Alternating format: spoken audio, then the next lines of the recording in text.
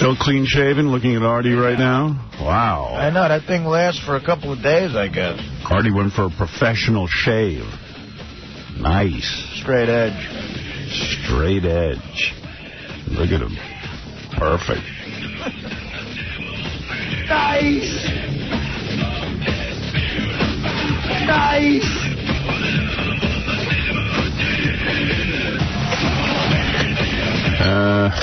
Hey now. Sorry, I'm a little distracted. That shave was nice. I touched Artie's face yesterday. Yeah, a lot of people were touching him. Robin was clearly turned on. It's some shave. Professional shave. That's all a guy needs. Yeah. That's nothing. I saw Artie eating oatmeal this morning. I almost fell over. What? Yeah. Something healthy? Every once in a while I get oatmeal. Benji can attest to that. I'll There's a whole thing going on. mix it up a little. It's the new healthy Artie. He's thin. Yeah, it looks good. I had to go for a complete, insanely detailed physical yesterday for the movie, you know? Oh, yeah, for your insurance? Right. That's usually a joke, that exam. Well, no. They usually just tell you, stick out your tongue. How do you feel? Good. Goodbye. That's how it's usually been for me, too, with every film or TV show. But for some reason, this was like a real extensive thing. Maybe because they think you're nuts. Well, you know, that on top of, you know, physically, who knows? How extensive? Like a stress test. Really? They hooked up, you know, like electrodes-looking things to you. EKG they gave you? Yeah. But he means like on a treadmill or something? Got on a treadmill. Wow. No kidding. And they just, you walk first and they increase the incline and the speed, and then you do about 12 minutes on that. But the doctor said it was, completely normal. They must think you're about to, like, do something weird, you know? They want to make sure you're not like a Chappelle or something. Right. You know. Right, I don't go all Chappelle. That's the new thing, to go Chappelle. Showbiz verb. Yeah. Don't go Chappelle on those guys. But, put up a lot of money. They took a chest x-ray, and they took a stress test. It was, like, completely fine. Blood studies? Yeah, they took blood and urine. Who put up the money for this movie, I wonder? They're called Crush Entertainment. Oh. It's a production company. I see.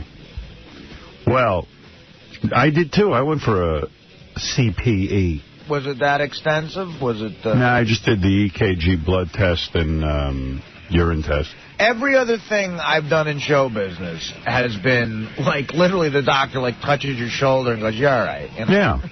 When I did my movie, it was like, guy came down to the station, said, how you feeling? I said, pretty good, and he left. Right. You know. Yeah, but, you know, Artie took a little tailspin. Yeah. They don't want to...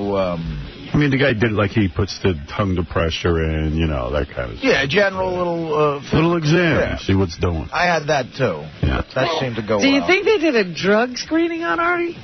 Oh, yeah. Well, yeah, sure. Of course. Well, they're going to find tons of Paxil. Yeah, they're going to find antidepressants. Good. I tell you seem all happy They're and going to giddy. find anti-loony medicine. Yeah. Do you feel like you're more in the world? Than last week. I wasn't thinking clearly, of course. Yeah. Zippity-doo-dah, zippity-yay. Anybody was more in the world than I was last week. Wonderful day. But I meant in general. Are you Oh, yeah. Yeah, he looks more good. into it? I'm ready to start parades. He's eating oatmeal. Yeah, and I'm happy wants about to it. live. I got a big smile on my face with his oatmeal. That's some breakfast. I get through, like, oatmeal sounds like a good idea when I order, and then I get through, like, 3 bites, and I'm like, what am I doing? Really, I just love oatmeal. You do? Like the plainer, the better. Oh, yeah. Really? Irish oatmeal. The plainer, the better. Yeah, no milk. I don't want milk, ruins it. Cinnamon ruins it. Cinnamon ruins it. I want a tasty oatmeal. I don't even need any fruit in it. I just like it plain. Give it to me. I'll eat it up. Love it. I can feel healthier as I'm eating it. Yeah. I can feel healthier. Swear to God. Artie gets nothing from it. Yeah, but that's because he's so polluted, you know. He doesn't feel satisfied at all. I mean, this is a guy who could just drink Jack Daniels all night. And then he'd feel good. Right. So, I mean, maybe I should put a little Jack Daniels in the oatmeal. Then you talk. Wow. Sometimes I think all I want is a bucket of boats like a horse, not even water. Right. No, don't even douse him in water. You're that into it. Let me ask you something, Artie. Are the weekends tough? Well, I haven't really... experienced one, okay. Yeah, exactly. Everything's new to Artie now. I'll let you know. He'll let you know this weekend. I'm having dinner with Dana this weekend. Nice sort of... You're not going to have any drinks? Romantic. That's the game plan. Wow. Where are you going, Jersey? Nah, New York. I'm going to go to Manhattan. Cat loves Jersey, man. Well, that's where I'm from. I know, but I mean, you know. But what is he going to do when he sits down at the restaurant? The first thing you do is you order a Jack and water. He's going to have a Coke or something. Oh, that's fun. I'll have a buffalo milk arugula salad.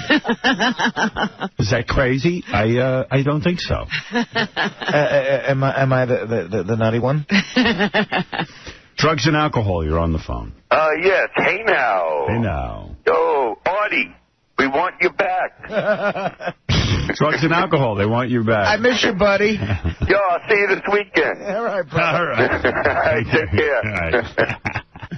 Drugs and alcohol figuring they're going to see you this week. They have a familiar voice. You haven't been to a Yankees game since this happened or anything, right? No. Okay. So all of that will be new. Yeah, imagine watching a Yankee game sober. Thank God the Yankees suck. Dark Knight, you're on the air. Hear me.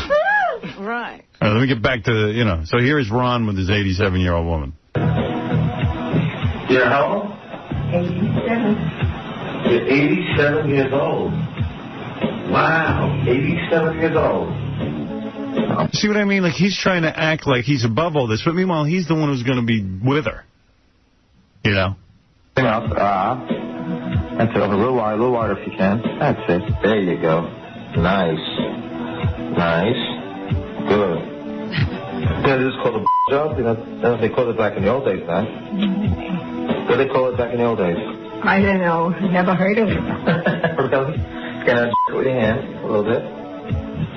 You know, he's teaching her. He's teaching her. She's 87, and he's got to teach her. And you know she doesn't want to be doing it. They must be paying her or... Yeah, this is a woman whose Social Security is not covering everything she needs. I don't think her... I can't imagine she's turned on being with Ron Jeremy. And what does she get paid, you think? It's got to be $10 million. I mean, come on. What? I think she actually went looking for them. They say something about she put out an ad. Yeah, because she's hard up for cash. Yeah. Well, I think she sounds like she just wants to learn some new things or something. She sounds kind of curious, I guess. Sounds like she's learning.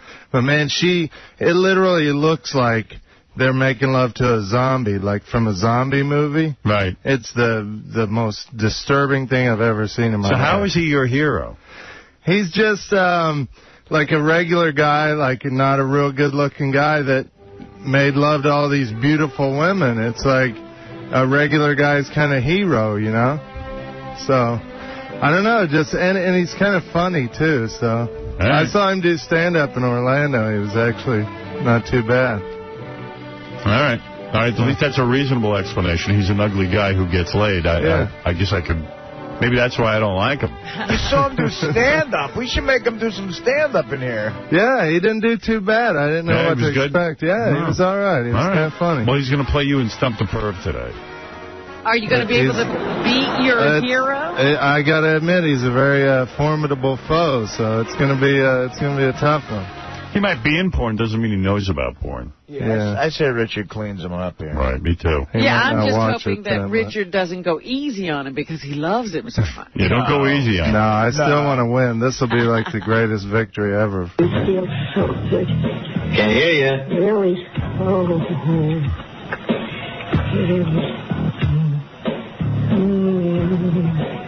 Oh.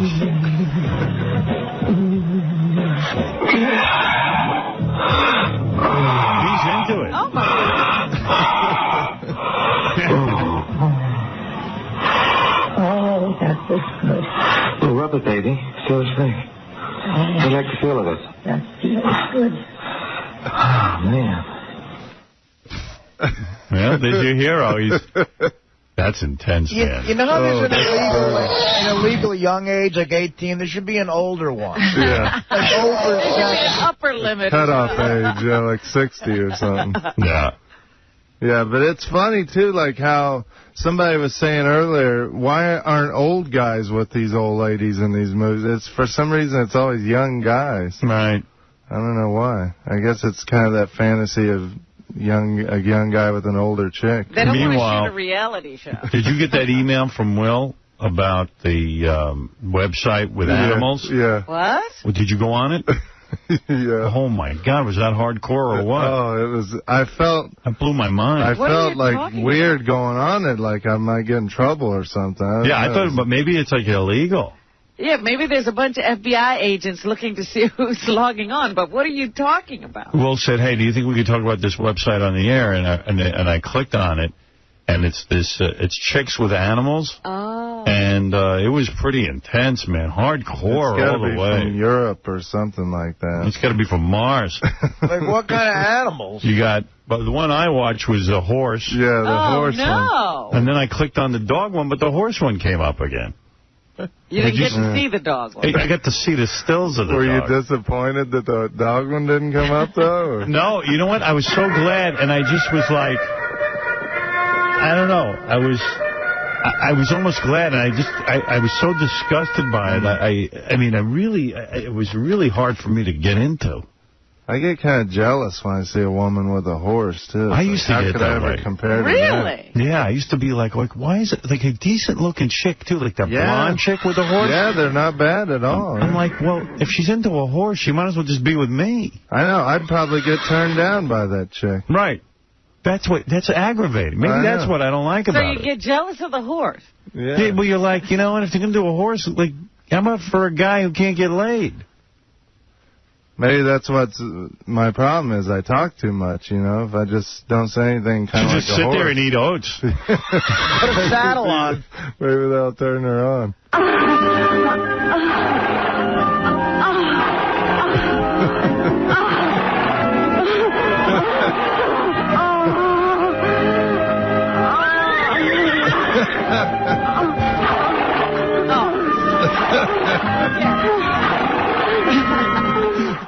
I mean, that's a joke, but the real tape is really disturbing.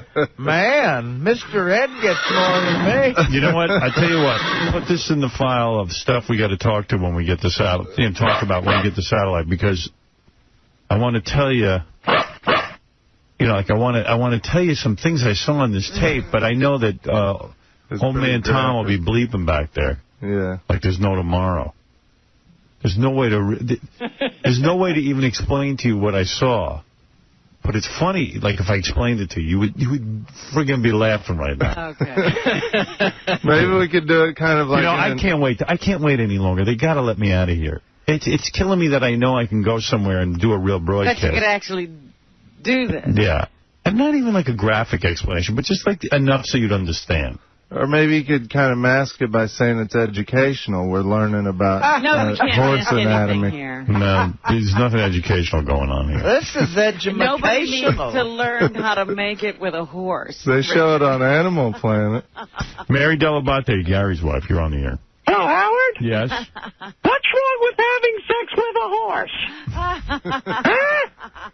You're right. Don't make fun of people who have sex with horses. All right, thank you. Goodbye. Gary, get home. You got to get the kids to bed.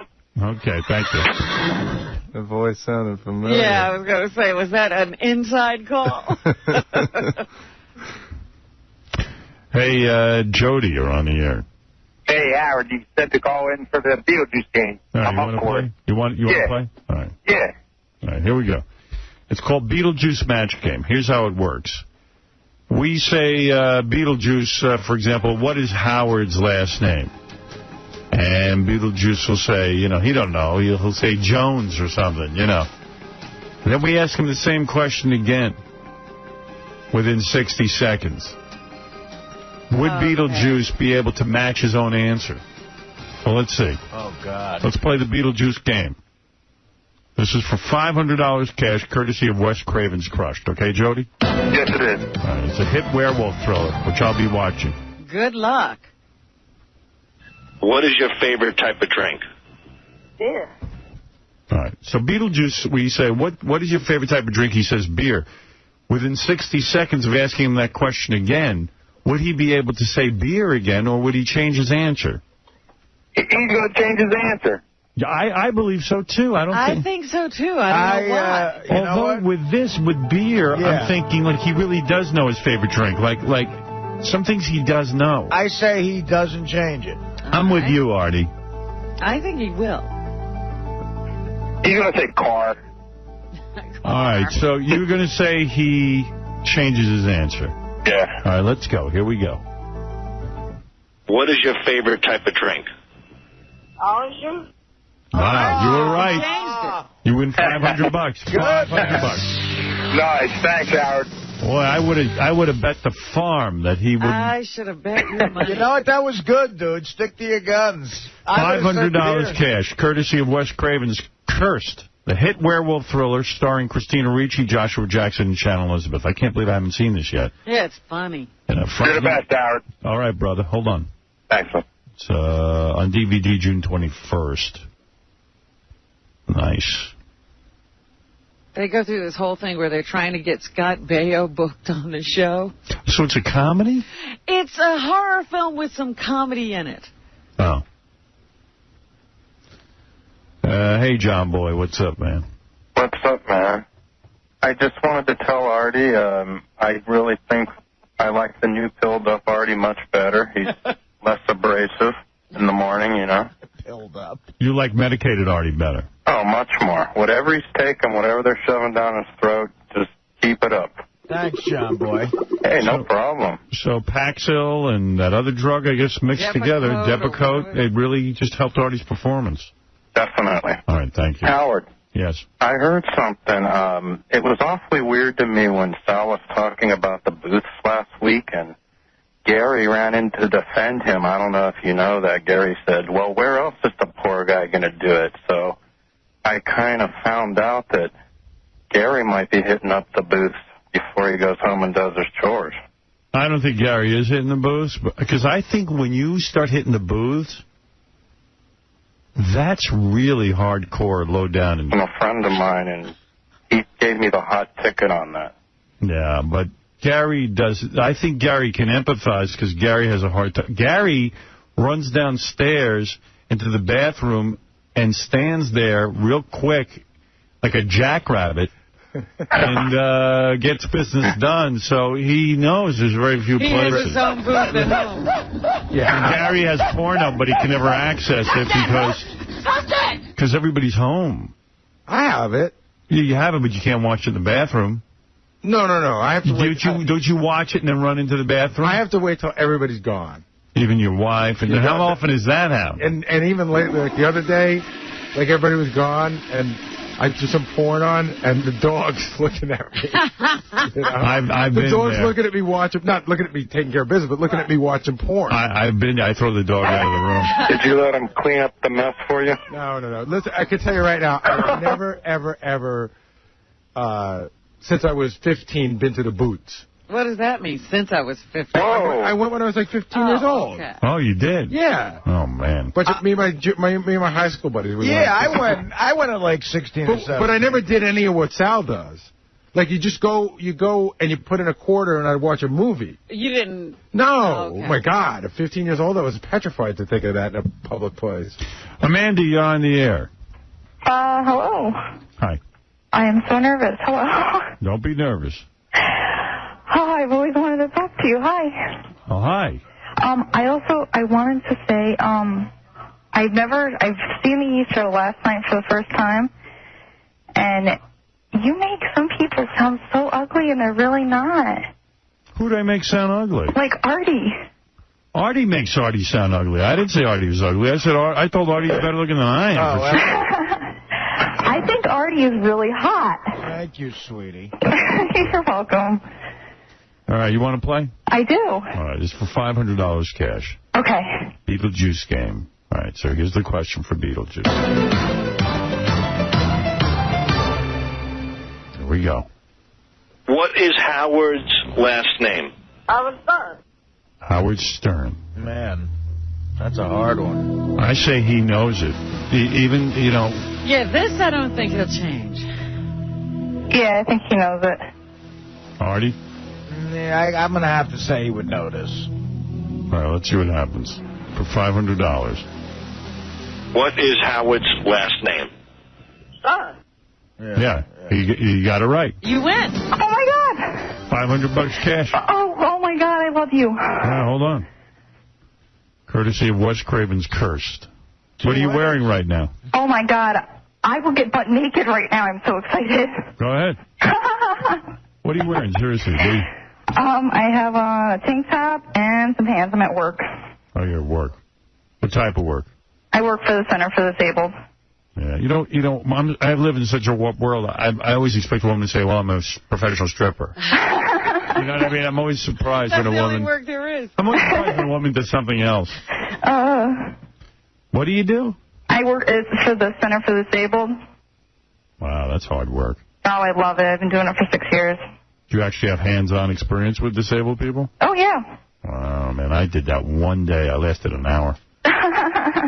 I think it's great. I think they're hilarious.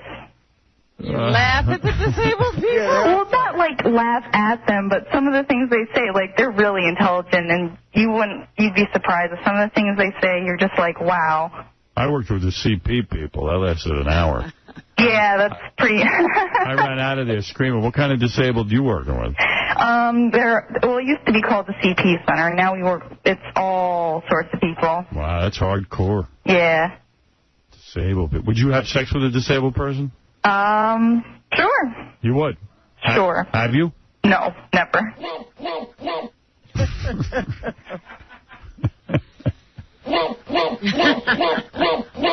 I tried working with the disabled. Now I work with the mentally ill. That's your cup of tea. Yeah, one of the guys I'm working with right now is pretty heavily medicated. Heavily medicated. This could be called the Center for the Disabled. At times. Mentally disabled. Yeah. That might be a great segue into, I have to tell you something about one of our employees, what he's been up to. Oh, yeah? Boy, we got some crew here, I got to tell you. What are we going on? Sal. What's he doing? So, you know how he gave that revelation a couple of months ago that he once took care of business here in the K-Rock bathroom? Yeah. And he was told that if he ever did that again, he'd be fired? Yeah. Right? So, doing that relay phone call yesterday, he got all worked up. So he knows he can't do that here. So he ran across the street to McDonald's. Oh! And did it there? Yes. No. Oh, my God. Oh. What worked him up about that phone call? He gets worked up about weird stuff. I guess talking dirty to the relay operator. He likes that. And her getting angry probably helped. He likes talking dirty, degrading her, and her getting angry. That got you turned on? Oh, he got me so turned on, I couldn't hold back. And really? I swear. And you ran across the street to McDonald's? I went to the bathroom here first, and once I closed the door, I said, you know what? I promised Tom I would never do it again. And even though he can't watch me, I went across the street to McDonald's. Wow. And it was rough because you had to get a key. I had to wait online and get a key from the Puerto Rican lady behind the counter. Wow. I've never had to do it that bad. That's hardcore, man. All right, hey, hold on the phone, Amanda. All Okay. right? All right, hold on. We'll get your information. $500. No kidding. I'm trying to think what about that. You know what? By the time I got there, I would have already forgotten why I went. I'll tell you why it would turn me on. Here's a lady who's simply doing her job, and you're forcing her to say the most vile, vulgar, disgusting things. I'm hearing this without the beeps. Right. So as I'm typing my sickest fantasies, and she's saying it to John the Stutterer, I'm getting a little dance in the pants. Yeah, you got to say that Sal writes all these fantasies for the people. You know, I what to see. say, so it's right up his alley. Well, I'm the typer, you know. Can you listen to it? Yeah, you're not going to run across the street to McDonald's right now, are you? You know what I do? It's so sick. I go just to the lady, and I mute out John, and I just loop the lady parts. And I get worked up. Sal, next time you do that, could you grab me a quarter pounder with cheese? No problem. Hey, hello? Hi, this is an AT&T Internet Relay Service, B5, with a relay call for this number. The caller has said, my name is Jack Meoffer. May I speak to John the Stutterer, please? Yeah, I wanted to, I want to...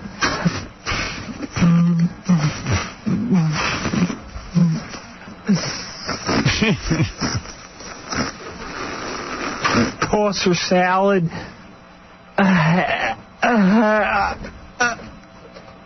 Hello? The caller has said, take that stuttering, flappy tongue and shove it up my dirty... I hope that you... One moment, please. One moment. Go ahead. I'm just picturing this guy getting aroused. Oh, I can't. The bitch on the phone is annoying me. I wish you weren't deaf, you prick.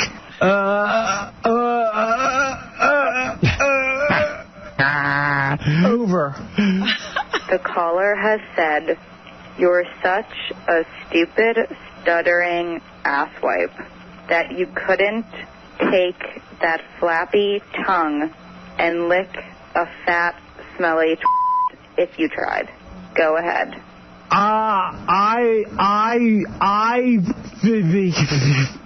That the relay operator's ass is the size of a Mack truck. What did... Excuse me. Do not put the relay operator into this.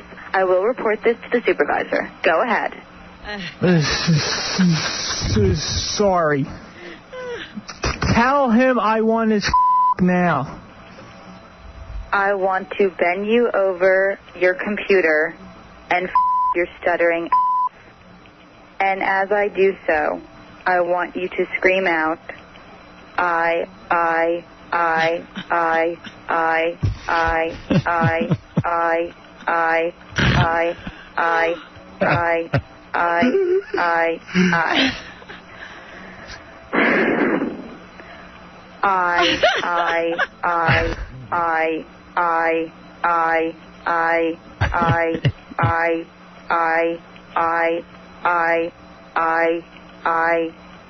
And then I want to shoot my delicious, goopy love shake all over the relay operators.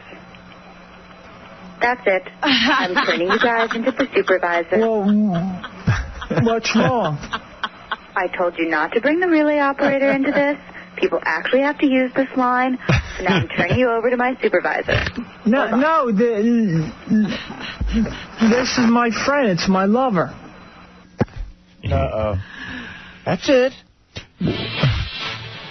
And then he ran out to McDonald's, Sal. Well, that's what I'm thinking. After she got upset and said, I'm turning you to my supervisor, he ran to McDonald's. We ran to this bathroom first, thought better of it, then ran to McDonald's. I mean, like, there's a lot that's got to go on before it gets to the business. Yeah. He ran out to this bathroom, thought of Tom. Yeah. I didn't think the thought of Tom would calm you down. No. Then he said, I'll go to McDonald's. And wait in line for a key. If thinking of Tom might turn you off, just a little bit. I don't know. Am I the crazy one here?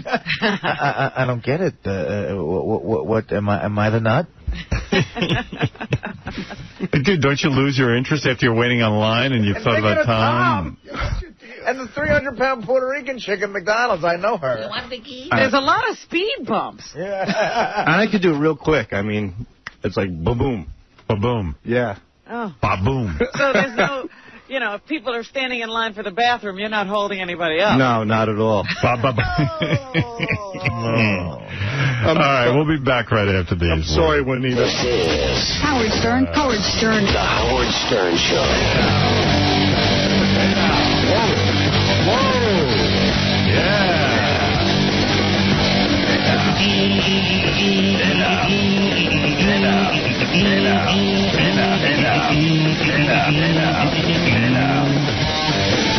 Wow. Look what's going on there.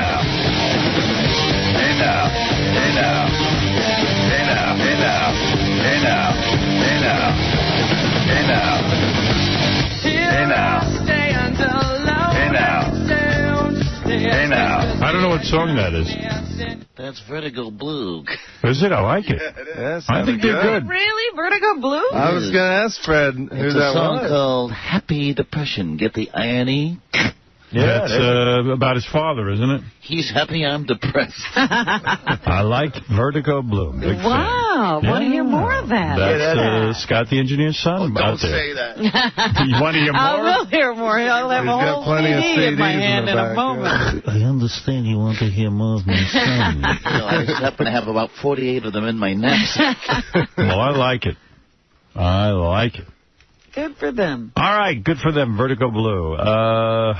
All right, it's time for Stump the Perv. Stump the Perv. Stump the Perv.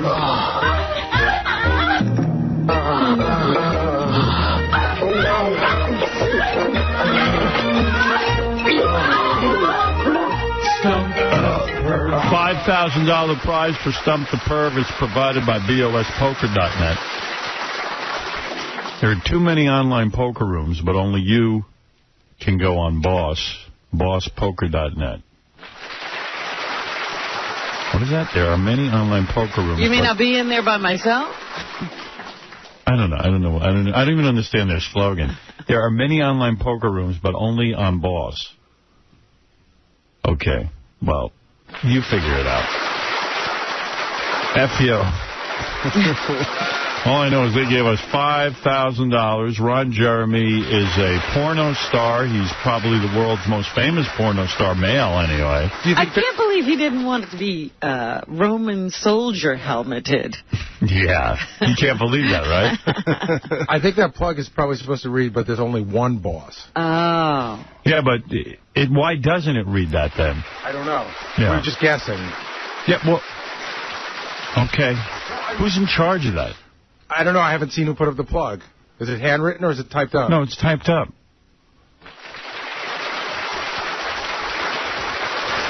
You did that, Jason? What's going on over there? It's a typo. I'm sorry, dude. Yeah, well, come on, man. Help me out. I sound like an idiot here. I go, there are many online poker rooms, but only on Boss? What is only this one boss. Only one boss. But only one He boss. forgot the E on on. Oh, Jesus. I think he should get a Roman soldier helmet. I'm sorry. You're sorry? I'm sorry. For real. All right. Richard makes a point. Next time, a Roman soldier helmet for you. I'm sorry, too. Again, then. All right, come on, Jason. Get with it. What's the matter with you? Coming a whole big superstar over there, and he's forgetting what made him famous. All right. Here he is, Ron Jeremy. The Hedgehog, as he's also known. Also known as the Hedgehog. I can understand that. Hey, Ron. Ron, this is the first celebrity that we've actually had on Stump the Perv. You are the first. Well, I'm very flattered to be here. Thank you. Ron, what's going on in your career lately? Are you still... Now, according to my notes, you made $500,000 a year. That's a lot of money. I think it's a little bit exaggerated, but I've done okay. Wow. Yeah. And that's all from porno-related stuff? No, a lot of mainstream films, marketing things like the hot sauce and marketing rolling papers, T-shirts. So it comes from a variety of things, not just adult movies. Marketing. Oh, I'm glad to hear that a guy can't make $500,000 in porn alone. Why did I've done well with it. I can't knock it. As one of the original guys in porn, why did you never go into forming your own porn company and maybe making movies and directing? I've directed a lot, and I've even produced. But I didn't want to own my own company because it's a crazy business. You know, you have to depend on who the next president is. You know, under Republicans, they get prosecuted, they go to jail. Most of the owners of most of the companies have done jail time. They have? Of course. Steve Hirsch has, Mark Carrier has. Because, you know, or they have to fight and go to court all the time because it's a very crazy business, you know. Well, why? It is not against the law to sell porno, is it? Yeah, but they have first they had the state cases in California. The Hal Freeman decision made us finally beat that, the pandering laws. They arrested me for that because I was directing a movie. It made it pandering. Oh, so you have been arrested? Yeah, for directing a movie. Just that, then we won. It was all thrown out. But then he started the federal interstate transportation obscenity. And then you fight. They find jurisdictions down south to find the film obscene because they can't get a jurisdiction in New York, Los Angeles, Vegas, Chicago. Wow. And then, so why get involved in a business that you have to worry about going to jail all the time? I didn't know that you've actually been arrested twice for adult movies. We won. but it's a headache. So I never wanted to own anything in porn because it's such a crazy business. I mean, my hats go off to the guys who have. How many hats do you have? Lots of hats. Yes, a couple of hats. So it became too dangerous to do it, and it probably cost a lot of money to defend those rights. So basically, I didn't rat on who I was working for. They paid my legal fees, and then it was all thrown out eventually. Now it's legal to make films in California, but even still, now they're still trying to prosecute companies. Extreme just won a case in Pennsylvania. What is the goal? They find a jury down south, and they find a religious jury, a Presbyterian area like Tallahassee, Broken Arrow, Oklahoma. They try to find the film obscene, a regular, normal film, and then they prosecute the company for distributing it down there. I see. So they can't get a jury in New York. Right. Or Chicago or Los Angeles. So it's one state, basically. There's a bunch. So they tried. One company was in Mississippi. One was in Alabama. They tried me, wife, and Mark. They tried to hit us in Tallahassee, Florida. Isn't porno legal, though? It is basically legal, but they could find certain jurisdictions that they could find a film obscene. You see? So it's very gray area. Like 87-year-old ladies or something like that, maybe. Well, I did that one time. That's the part that loses me. I mean, when you made 87-year-old lady. When you did the 87, we played the clip earlier this morning. That's intense. I mean, we discussed it once before. Talk to me about the technical aspect of that. An 87-year-old woman. Okay, it's definitely a fetish film. Yes, it is. Yeah. And when you're approached to do that, do you question whether or not you can get aroused for an 87-year-old woman? It was a real contest. It was tough. It was tough, right? It was very tough. Yeah. Did you know that you'd be able to, or was it an experiment? It was one of those things I just figured, I was in the prime of it was many years ago. Right. I thought it would be something kind of goofy to do, and I knew that Anna Nicole Smith was hanging out with a guy in his 90s. I think, well, what the heck? But not on film, of course. Right. So, I can give this a shot. Because I figured it was a nice thing to do. Because I figured when I'm 87 years old, it's a thing called karma. I want some girl in her 40s to do me. Well, is she still alive, the 87-year-old? Yes, she is. She is. I asked her, in the movie, I said, Rosie, how'd you get in the business? She says, I couldn't find men my age to keep aroused. I said, Rosie, guys your age have been dead for 10 years. That's right. But I mean, you don't know if you can get aroused for an 87-year-old woman. Was she attractive to you in any way? Do you look at a certain part of her body? Really, no, you close your eyes and use your imagination. You thought of something else. Did you try and picture what she looked like in the 30s or something, maybe? Yeah, well, she was a taxi dancer before World War I. Yeah, it helped. Was she thin at least? She was actually in great shape. Yeah. She had a great little attitude. And this sounds awfully corny, I hear the violins in the background, but I thought it'd be a nice thing to do. Just to show that you're never too old to have a good time. Right. And I thought it'd be a nice thing to... Yeah, and you're all saying, big socially redeeming guy I'm here, but... Because you're saying that sexiness has no age limit, so you're trying to make her feel good. Was that the worst thing? Was that the worst thing you ever had to do on film? That was one of the toughest scenes I've ever had to do, and they paid me well for it, yeah. But did you? Yeah, I mean... Whose?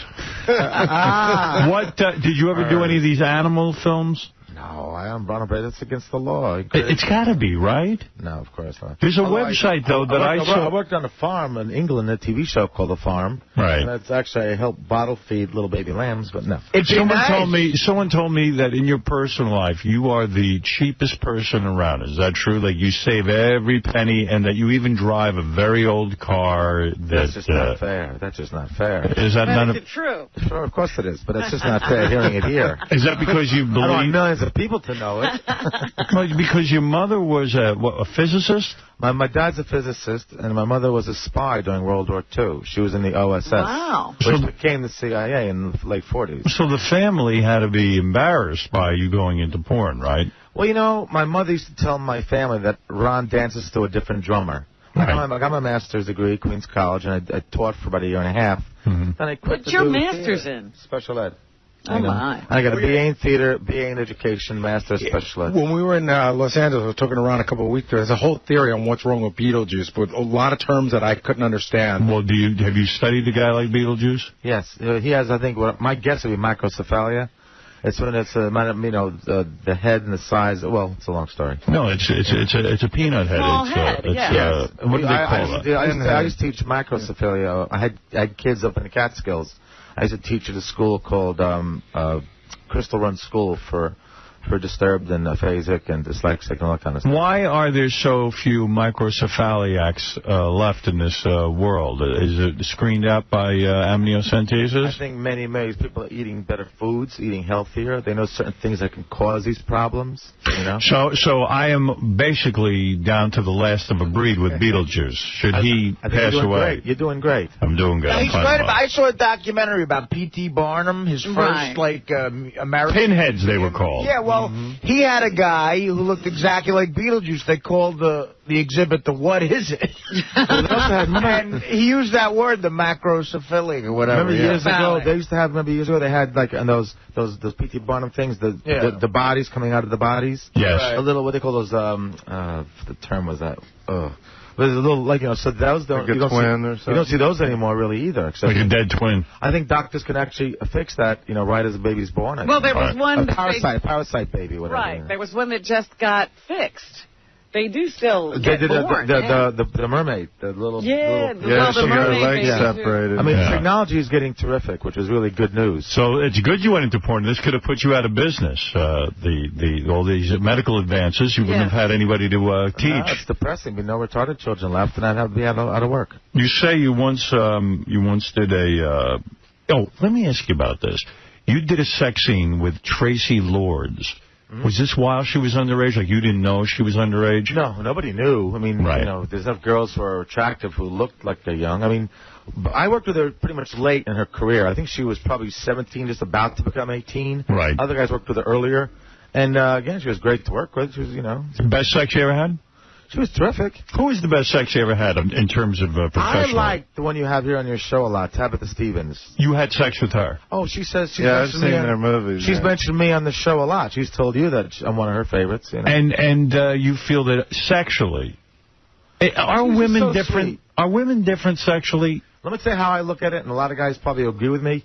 It isn't so much the looks as it is the excitement and the energy. Most guys will take a girl who might not be as good looking as the other girl, but she really enjoys you. She loves it. She's having a great time. She's moaning, groaning. So that makes a difference. Try to find that. The camera, and the girl's still moaning when the camera's turned on. That is exactly what Billy Bob Thornton says about models and Angelina Jolie. He said to the rest of you, you know, first of all, he admits now that she's highly overrated. All this carrying on about her screaming and yelling, he goes, he says in an interview, a lot of these really good-looking women are like making love to a couch. They lie there and don't do anything. And I think what he's saying is that as hot as Angelina Jolie is and as exciting as her career, I always say, look, most guys wouldn't even care if the technique was bad as long as she just loves the idea of doing it. Right. She loves to have the old schmeckle where the sun don't shine or whatever. Right. You just love that. Right. You like the attitude. Tabitha Stevens has the right attitude. She's adorable. She's cute. She's spunky. She makes it a fun scene. I also like Christy Canyon, Terry Weigel, Taylor Wayne. I mean, there's a lot of girls that have always done a lot of fun. When was the last time you did a sex scene in a movie? 2 weeks ago. Vicky Vad. It was an internet scene for Video Secrets. Will regular women... Metro Interactive. Will regular women date you, or are you considered, you know, too far gone? Well, if you're in the industry, you know, it's kind of like in the world that rock stars go through, that they won't take you too seriously. They might want to maybe just mess around, but to a strong relationship. You know, what girl's going to say, I left my boyfriend for Ron Jeremy? You know, they won't take us seriously, but fun is perfectly fine. But do you I was going to ask what that has done to his social life. I mean, the social life is great. I mean, you know, Gary's seen, you know, he sees me with pretty women. We got the Bunny Ranch girls here, by the way. Right. So, I mean, the social life is terrific, but the relationships are difficult. Romance is tough. There's no romance. You know, a few years here, a few years there, it's tough. But right now, no. I'm single. You are? Have you ever been married? No. I had girlfriends 4 years, and things like that. But you have? It was always non-monogamous. It was never really... Right. I always allowed freedom for both me and the girl. It sounds corny, and me and Gene Simmons both preached this. We were on The View, the Barbara Walters show, that you could be emotionally monogamous, not necessarily physically monogamous. I know it's not I'm in full agreement with that. It's not a concept that a lot of people want to abide by, but It seems to work for me and people in our lifestyle, you know. You're in full agreement, but you've never practiced. I'm having a hard time practicing it. Nobody wants to go along with what I've been full agreement with. Well, try explaining that to a non-porno broad, the emotion. Well, there are swingers out there. You know, a lot of people who are not in porn who have more of an open attitude, you know. Or you see a lot of rock and roll stars. Like, you know, Kennison used to say that Malika would bring a girl home. Right. A lot of couples who are young and into the lifestyle. So maybe once in a while they'll try another couple or bring a girl over or something, and it's kind of the same thing. And you always hang around with big stars. You were friends with Sam Kinison, all these guys. They worship you, right? Him, yeah. Well, I've had good relationships with a lot of known people, yeah. Ever catch anything? I read that you never caught an STD doing porn. Nope. Only in your real life. When I was a school teacher, I caught one little thing once. Well, the students are supposed to be off limits. Right. Wasn't a wise guy, wasn't a student. Because we're all tested for everything every month. You know? Do you think you could beat Richard Christie in Stump the Perv? I think so. You do? Yeah. You're not only a man who is in porno, but you also are aware of the titles and the people in the industry. I know the facts pretty well. Okay. Yeah? All right. Hey, can I ask a couple questions from Ron before we get started? Sure. Was you in a movie called Fatliners? Yes, and the tagline was, it's about life after death after lunch. Yeah, because how big was the woman that was in that you were with? I think it was over 300 pounds. See, the advantage of... I don't think I ever got to the actual private areas. I think I was doing a fold for half an hour. How do you get aroused? How do you get aroused? I never got to the actual congeal area, you know. Fat chicks, that's a tough one, right? Which was worse? The 87-year-old is worse than fat chick? That was a tie score. Right. Real tough. Let me ask something. I'm not exactly skinny, so they made me feel thin for once in my life. But wait a minute. Are you using any kind of chemicals to... No. You really don't? It's amazing. I got to tell you the truth. I've never once touched Viagra. Nothing. I've promoted late-night TV. I do these infomercials for Extends and Vigor X, but I've never, ever used any kind of... So even with the 87-year-old woman and the fat chick, you never used the Viagra? I had to take a break, run to the back room, you know, use the imagination, come back out. Yeah. Right, and rally. I've done that. That's what I was going to say, where he was talking about, you know, if a girl's into it, it doesn't really matter what she looks like. Have you ever done a movie where you couldn't get aroused? There have been some that were tough. Like I did one out in Mallorca, Spain, with Rocco and Cicciolina. We were out on a boat. Everyone was throwing up because of the sea. Everyone got seasick. Right. That was murder. But it wasn't because the woman was ugly or you just were turned off. People were all getting sick. What an imagination. You're like J.K. Rowling. Really? Have you been on set where a woman smells incredibly bad and you have to say, listen, someone's got to... Sometimes, here's what you do. You have techniques for that. You give a wink to the makeup artist. And she'll say, and then the girl takes, so that we don't have to embarrass anybody. Have you been the victim of that? You don't embarrass the girl. Did a makeup artist ever come over to you and say, hey, Ron, maybe you need to take a sitz bath? I jump in the shower before every scene. Right you before do? The scene. All right. Right before every scene. Here's the idea. Before the scene, we're going to boil you. Just done that. You know? Are you guys ready to play? Now, Richard, you said one of your heroes is Ron Jeremy. Mm-hmm. After all, he's done it all in porno. This would be the ultimate test if you could beat Ron. We're playing today for $5,000. Ron could win $5,000 for Stump the Perv. It is provided by bospoker.net. There are many online poker rooms, but only one boss, bosspoker.net. And the question is, can you beat this man? I hope so. I've been studying, so... All right, let's see what happens. How do you study? Well, what books do you look at? Well, I watch a lot of movies, and I go through a lot of, there's some websites with facts on there and stuff like that. And then he develops the question, so it's kind Did we have him write the question? No. Tougher than I thought. No.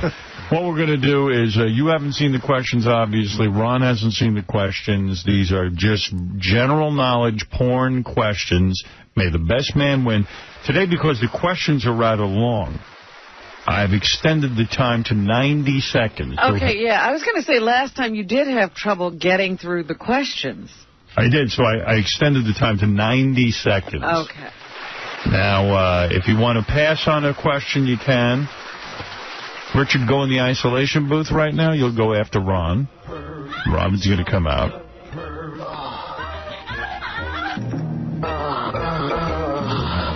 This was exciting. Now that he's gone, can we talk about him? Yeah. What's he really like? No, I'm kidding. You don't want to know. Have you seen the girls back there? You see those girls are wearing back there, the Bunny Ranch girls? No. Are you here with the Bunny Ranch girls? Oh, yeah. The Cat House show starts tonight on HBO. By the way, yeah, I didn't realize you had a plug. Watch Cat House Thursday nights at 11 on HBO. That's, what is that, a reality show? Tonight's the premiere night. You know, Dennis Hoff and the girls. Yeah, it's every Thursday, and it's a reality show inside a brothel. Are you in it?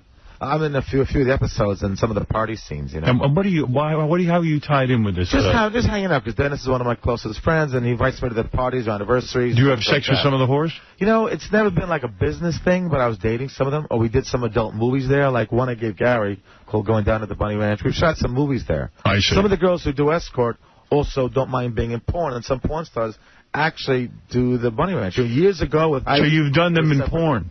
I've done them in movies, yes. Okay. You know what's funny? With Heidi in the old days, girls did escort or they did porn. You never saw them do... But since the Bunny Ranch has been around, now you see porn stars and escorts intermixing. Were you part of that whole Heidi Fly scene? Were you involved in some of the parties? She was always a friend of mine, but I never really knew her in that way. Right. I've known her for years as just a friend.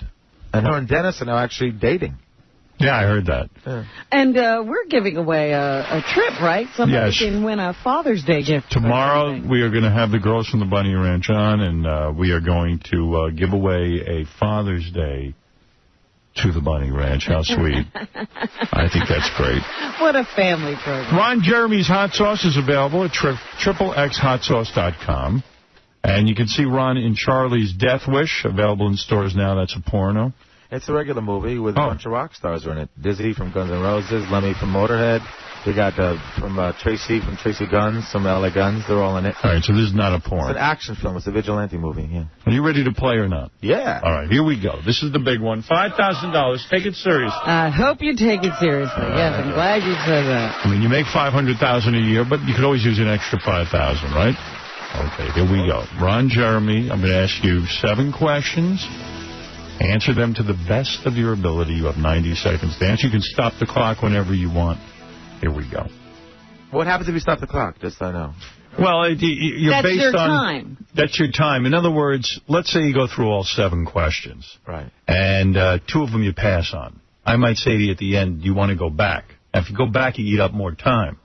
So if you and Richard tied, but he answered in a short amount of time, so you got to weigh that all out. So if I think I don't know, I'll just say stop, go on to the next question. Next question, that's right. You just say pass. Gotcha. I'll go back here we go. Okay, here we go. This vivid girl has also performed under the names Sadie Jordan and Brooke Thomas. Wow, don't know that one. Okay. Despite making over 400 adult movies, including Midnight Librarians and Spring Break Sex Kittens, this star has never had an on-screen XXX scene with a male co-star.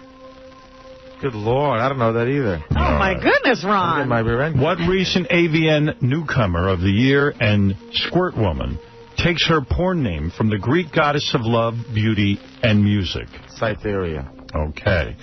What porn legend of such classics as Wanda Whips Wall Street and Backdoor Bonanza 3 appeared in the mainstream movie Boogie Nights as a judge? Veronica Hart. Jane Hamilton's her other name. I got it the job, by the way. What star of such films as Rich Wives Clubs and Mind Games was indicted in 2000 for insider trading? Oh, that was Marilyn Starr. Which star of Four Finger Club 9 and Top Notch Bitches also appeared in an Eminem video and The Sopranos? Gina Lynn. This late bloomer didn't get her start in porn until 2003 at the age of 37 and has already made over 75 films, including Sodomy Sandwiches and Give Me Gape. Oh, boy, pass. I'll go back to that one. All right. Do you want to go back at all or stop that last one? Go back to that last one. This late bloomer didn't get her start in porn until 2003 at the age of 37 and has already made over 75 films, including Sodomy Sandwiches. Time. Okay. Should I throw a guess out on that one? No, you can't win. You can't get another... Gotcha. He got 4 right. You didn't do bad. Yeah, that's pretty good. Surprised. The first question about the vivid girl who has performed under the name Sadie Jordan Brooke Thomas, Tara Patrick. Oh, she's a good friend of mine. I don't know okay, her name. that's the true story there. The second one you didn't get. Despite making over 400 adult movies, including Midnight Librarian, Spring Break, Sex Kittens, the star has never had an on-screen XXX scene with a male co-star. That's 𝗦𝗵cie. Oh, I should have gotten that one. See? You got all the other ones right, except for the last one. Which was? Vicky Vett. I was going to say Vicky Vett. See? You wouldn't have been penalized. You should just blurt it out. I just worked with her 2 weeks ago. There you go. Man. All right, well, you got 4 right. That's pretty good. These were tough questions. I mean, I don't know whether they're tough or not. I don't know anything about porn. A little bit difficult. Ron, I am going to advise you now not to let on as to how many you got right or wrong. Of course. That's a psychological advantage you have, is going first. Right. All right. You know that you got 4. Took you the full 90 seconds. Sit down on the couch and put on your best poker face. Gotcha. You are his idol. Maybe you could unnerve him. I know he's nervous. All right.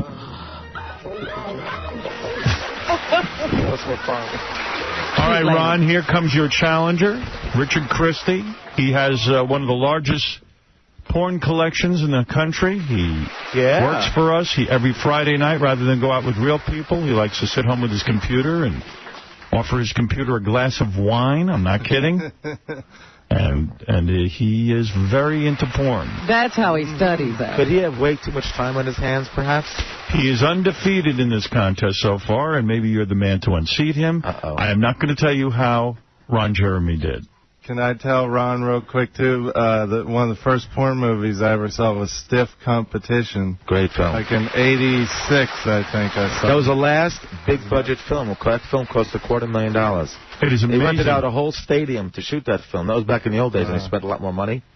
It is amazing to me that anyone even retains any information about these films. I want to thank you for that T-shirt. When he bought that, I got made 80 cents. Thank you. Stiff Competition. Stiff Competition. Here we go. I'm going to give you the 7 questions. You know how it goes. Everyone must be quiet. This vivid girl has also performed under the names Sadie Jordan and Brooke Thomas. Pass. Despite making over 400 adult movies, including Midnight Librarians and Spring Break Sex Kittens, this star has never had an on-screen XXX scene with a male co-star. Let's see. Is that Janine Lindemulder? What recent AVN newcomer of the year and squirt woman takes her porn... Area. What porn legend of such classics as Wanda Whips Wall Street and Backdoor Bonanza 3 appeared in the mainstream movie Boogie Nights as a judge? Veronica Hart. What star of such films as Rich Wives Clubs and Mind Games was indicted in 2000 for insider trading? I know that one. Pass. Which star of Four Finger Club 9 and Top Notch Bitches also appeared in an Eminem video in The Sopranos? Let's see, was that Raylene? This late bloomer didn't get her start in porn until 2003 at the age of 37 and has already made over 75 films, including Sodomy Sandwiches and Give Me Gape. Pass. Let me go back to the Brooke Thomas Vivid Girl. Okay, this vivid girl has also performed under the names Sadie Jordan and Brooke Thomas. Oh, I know I saw that one last night when I was studying, too. Time. Uh-oh, you've been defeated. Wow. Ron Jeremy, you are the winner. I know why he said Raylene. Raylene was in a video with the band Everclear. She did the video for the music because that was from Detroit Rock City, which I was in, and it was Boys Are Back in Town. You are not the top pervert. This is the top pervert. Oh, right. That's a nice title. Is the top pervert. I like the money, not the title. He wins $5,000 from Stump the Perv, provided by BOSpoker.net.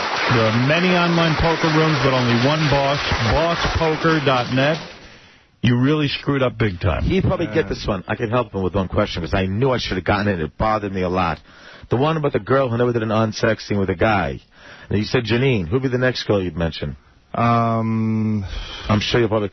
The Jim Holiday films all the time. The ones he mentioned were films with Jim Holiday, VCA. Her name is Felicia.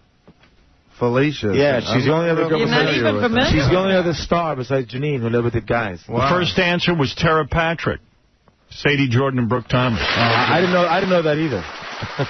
You got Cytherea. Both of you guys got that. And then there was Veronica Hart. You got that one. Yeah. I don't think Richard did. Yeah, I got that. You got that. That was your Nina Hartley was also in the Boogie Nights. Yeah. Yeah. Rich Wives Club, Mind Games, Marilyn Starr. She had that insider. Yeah, she had an insider. It was a big scandal. She had a big insider trading thing. I know. I heard about that, but yeah, I couldn't remember. I never heard that name. Four Finger Club 9 Top Notch Bitches. Eminem video in The Sopranos was Gina Lynn. Ron got that. Okay. And the late bloomer who didn't get her start in porn until the age of 37 was Vicky Vett. And I just worked with her 2 weeks ago. I feel like the biggest idiot. Yeah. Man, those are some tough ones. Well, Ron got 4, you only got 2, but both of you used all of the time you had. So yeah. Well, that's how it went today. Well, I'll buy a drink with my $5,000. All right, thanks, man. Yeah. We'll you go to the Dennis lets you go to the Bunny Ranch, you know. You know why I believe you lost? Why? Because you've been with real women lately.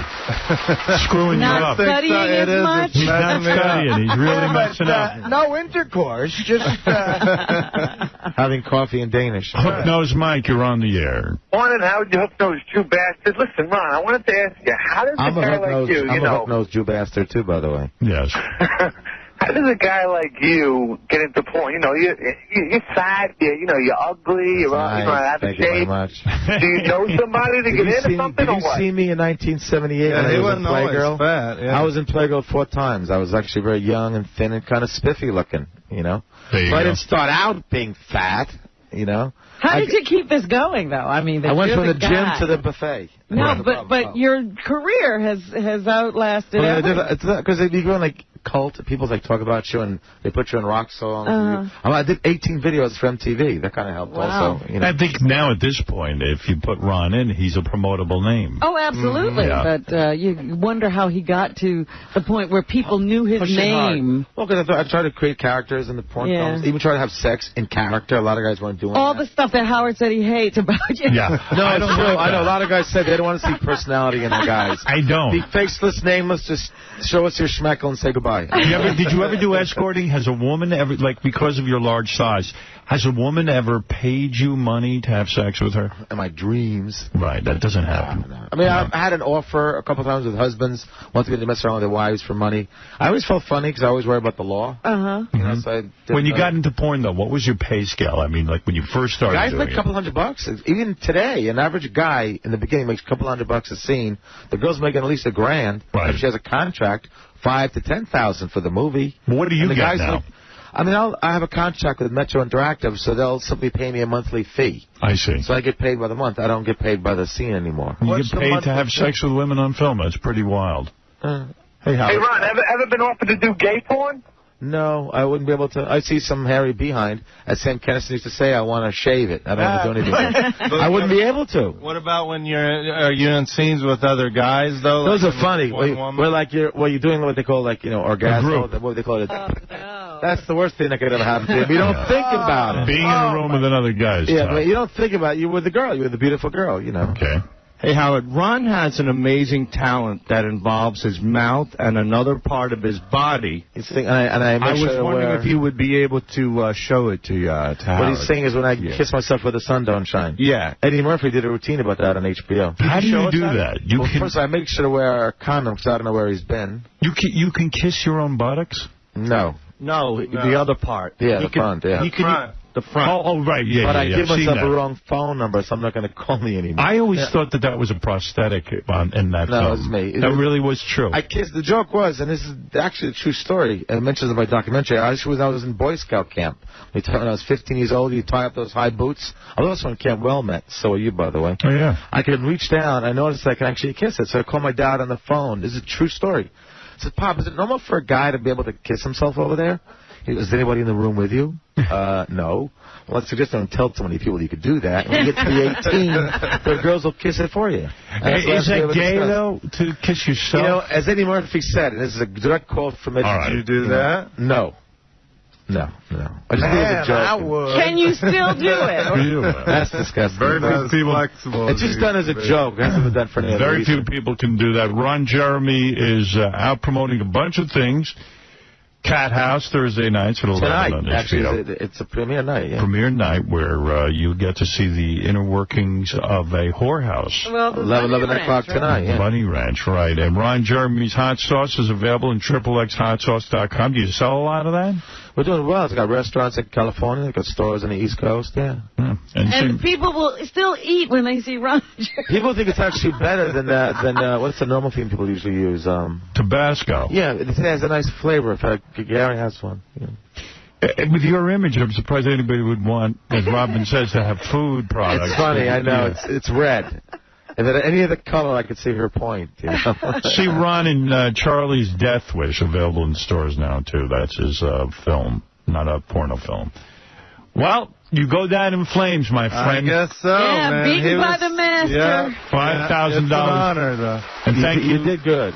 Thank you. He did horribly. BOSpoker.net. Feel good. You know? Thank you. And we will be back right after these words.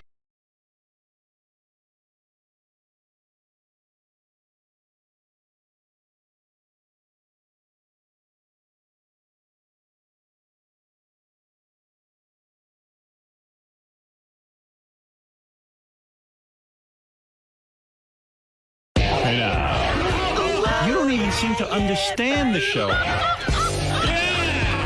You just ruin everything. You got to be funny in here. I can't wait for you guys to see this on Howard TV.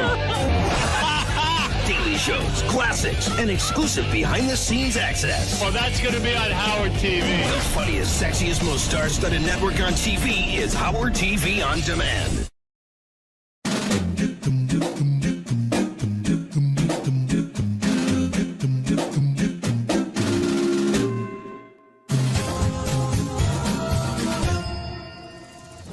Hey Stern fans, welcome to Fine Time, the show where you, the fans, get the opportunity to ask questions and interact with your favorite Stern Show staffers, whack packers, and celebrity superfans.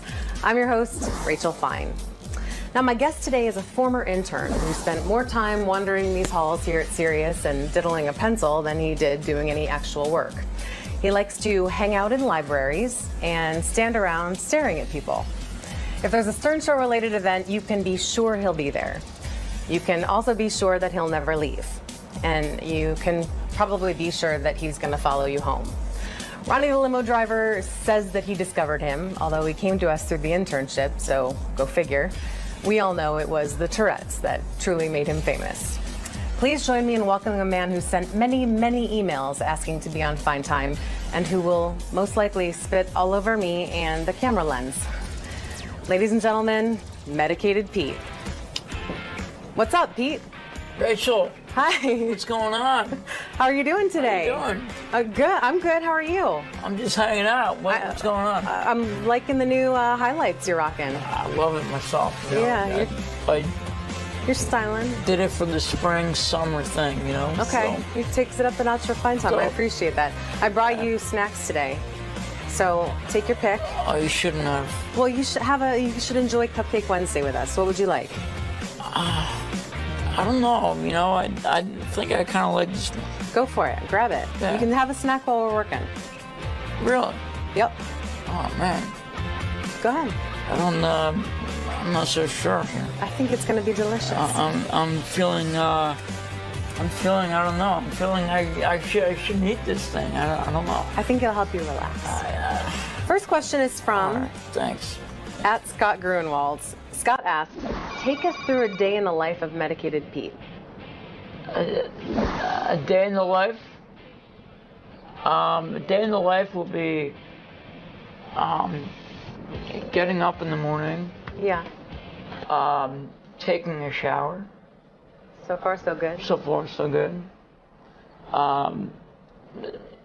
Selecting my clothing for the day. Yep. Did a good job. Usually, yeah. I'm okay with that. You know. Bypass breakfast. I'm only eating one meal a day. It seems, because I'm constantly on the go. That's why I got you a cupcake. Keep going. Rachel, this is beautiful. Go ahead. What else do you do? Oh, damn, that's good. I'm glad you like it. Damn. So you get your clothes and then do you go anywhere? You stay home all day? Select my clothing throughout the day. As you can tell. Yep, I saw the clothes. Beautifully dressed. No, you did great with that. Oh. Very nice icing, by the way. That's good. I wanted you to get the bite to eat, the 1 meal a day Beautiful. thing. Beautiful. Good. Do you go anywhere? However, yeah. Well, and then after the shower and the clothes selection, dressing of the clothes and all that. Yep. I will go on the internet and look at pornography all day. So you're busy. Yeah, you're a busy guy. I'm basically a busy man. That's what keeps you from having food breaks. You got to do a lot of porn time. Man. Yeah. Okay. Next question is from Louis G. Unbelievable. Louis asks, do you still go to the library every day? And if you don't, where is the new hangout? The hangout is still the library. I'm still doing the library. It seems to be the thing to do. Yeah. You read a lot when you're there or no? Basically, I'm at the library staring at people, and it seems to freak them out to a point where it's like, what are you doing? You know, what are you doing here? Like staring, you know. So basically, the staring is over with, and I'll just go and make believe I'm working or doing something, grabbing a magazine or something. Okay. And you know, looking through the magazine, basically. It's a busy day. Yeah, I tell you. At Trey Stink asks, do you like Robin's or Rachel's boobs more? That is a tough one, you know. It's a challenging question. Because I'm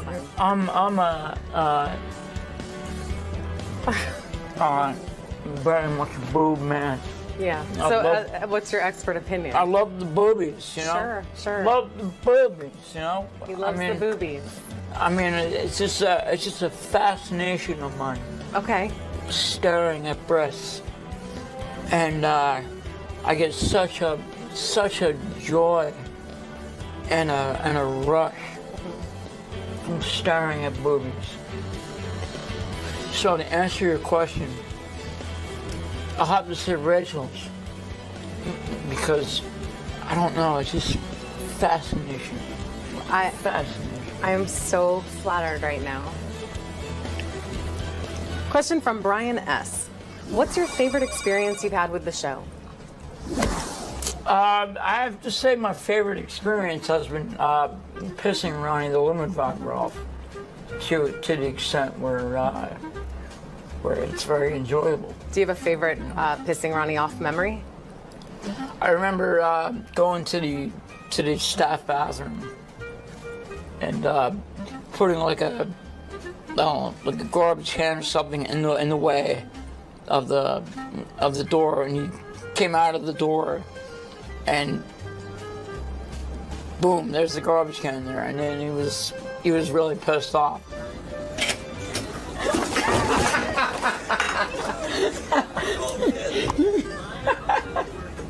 You're an asshole, isn't it? The f*** you laughing at? So that was a pretty cool moment, actually. That's a good one. Yeah. Yeah. Question.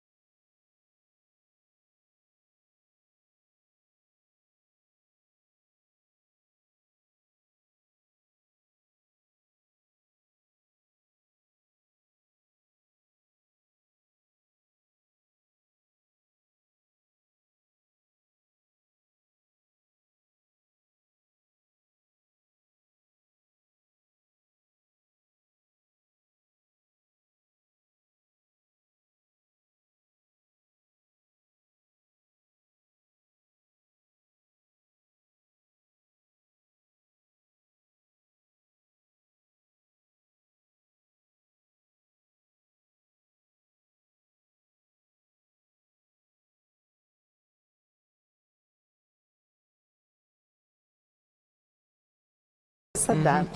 Angela V asks, be honest, when you were an intern, what staff member was a to you and who was the nicest? I don't know. I don't have a per se. Everybody has been very cordial and nice. Give me your most favorite, least favorite. Maybe we won't even call him a who's been the best and the worst. I don't know. The best probably has been Ronnie, because he's been such a cool guy. Yeah. Well, tell Gary you're going to be my intern. It's okay with me. We'll see how long you last. I think they'll give me a trial run, you know? Gary. You guys get along pretty well. Dude. Yeah, I mean, you know. First day back, you can be my intern. Right? I would love that. And I don't know. I might have to add my own in there for a minute. Okay. The funniest would be Jim McClure, probably. He's a funny guy. He's a funny guy, just because of his face, his looks, you know, everything about the guy. He's just funny looking. He's just a real peculiar looking dude, and it's just like, holy shit. You know, here he is. You know, it's like. So in like a chicken meals contest, very fun. He's going down. You're the winner. Yeah. No, I got that. So you didn't have a least favorite here at the show? I have not had a least favorite. I don't like to judge like that, you know. Yeah. I like to keep it like an even playing field, you know. So just have fun. Just have a good time, you know. Awesome. Jared S asks, have you ever wandered off and found yourself lost? Every day, actually, yeah. Yeah, that happens every day. Every day I find myself lost. How do you get home? I have to ask people for directions, and you know, I mean, it just sort of happens that way, you know. Yeah, that's a good way to meet people. Yeah. You're getting sprinkles all over you? Well, I got a little bit of a shower just now. You like it? But I kind of do. Dave O asks, people have said you. God, this you're is. gorgeous. Thank you. You're welcome. You're a looker yourself, Pete. This is ironic. Dave O asks, people have said you spit a lot when you eat. I'm seeing that. What was the most embarrassing situation during a meal?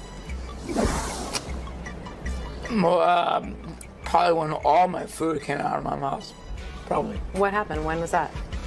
Just not paying attention, you know, and just sort of like having projectiles, you know, come out of my mouth. It's just like, whoa, you know, like crazy. Like it's crazy. But you've learned from that. You're getting better with it, you think, or? I've actually learned how to do things like correctly and like the right way, you know. Yeah. I've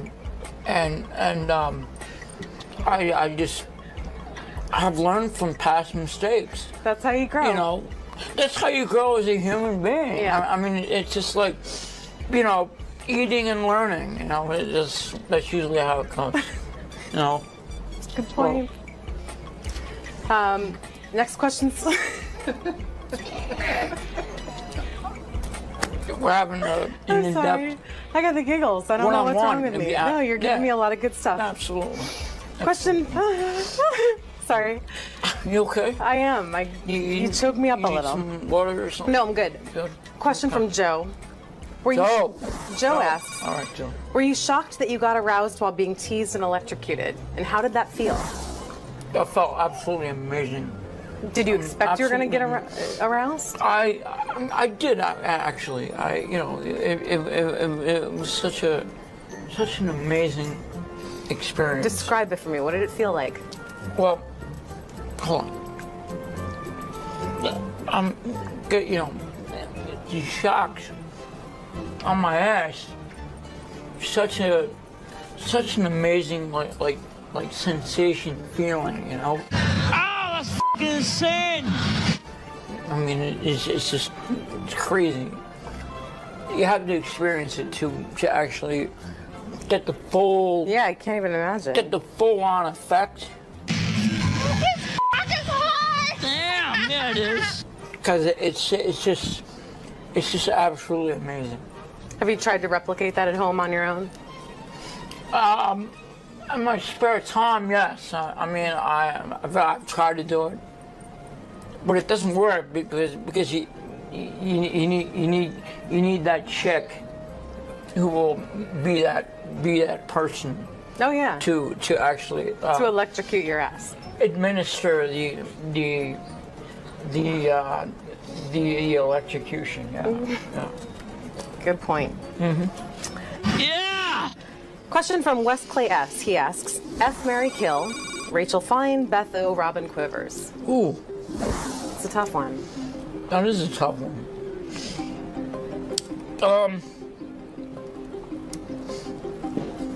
I don't know. I probably would have to say F Rachel Fine. Thank you, sir. Because of her just spectacular beauty right here. I mean, look at this. Thank you. Kill. I would have to kill Robin Quivers. Why's that? I don't know. It's just something about her just would make me want to do that. And obviously would marry Beth O. She's beautiful. Because she's such a sweet. She is. Woman, like a seemingly like a caring woman. So, absolutely. So I would definitely have to do those three. So. All right. Yeah. You got a plan. Yeah. A lot of people wrote in asking for you to do some impressions. So I'd like to take this opportunity. Let's see what you got. Can you do a little like George Takei for us? Oh my. That's good. How are you, Rachel? Oh, look at you. You're looking mighty fine today. Impressive. How about Ronnie? Give me Ronnie. Oh, what the fuck is this shit all about here? What's going on here? Rachel, you look great. You look amazing. You look amazing.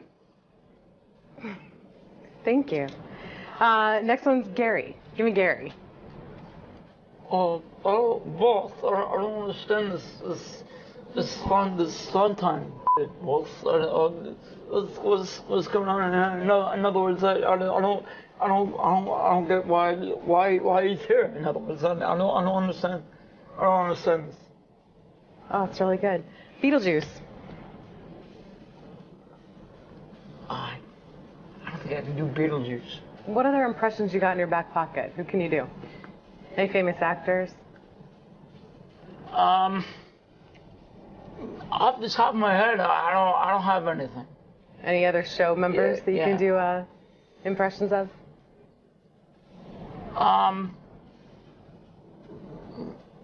Probably Scott the engineer. Let's see it. All right. If I just hold my nose, just get that kind of effect, Go for it. I mean, come on, hey, that's kind of shit. That's kind of shit. When you say so, I don't know. Hey, Rachel, you look beautiful. You look amazing. That was fantastic. And just to take us out, and before I even go there, I want to thank everyone for the questions they sent in. This is a really special episode of Fine Time. Please keep sending your questions. You can tweet them, you can Facebook them, you can Great send occasion. them via email. Pardon? Great occasion. Great occasion. Yeah. Even send video submissions. And remember that this is your show, so do not screw it up. Until next time, I had a fine time, but it will be all the more fine if I can get a little beatbox from Pete. Get ready. Yeah. Little beatbox? Yeah. What do you got? All right. I'll show you what I got. Okay. Got to get into it a little bit. Get into it. Got to get into the rhythm. Got to get into the rhythm. Okay.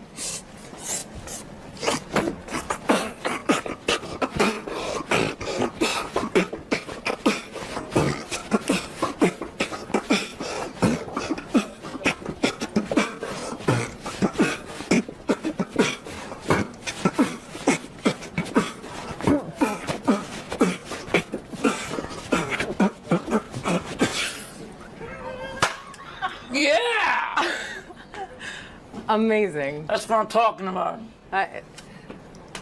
This guy. It's like good stuff for one. It was, or what? You are hot, by the way. Thank you. I mean, Thanks. amazing. I really appreciate it. Thank you. You're welcome.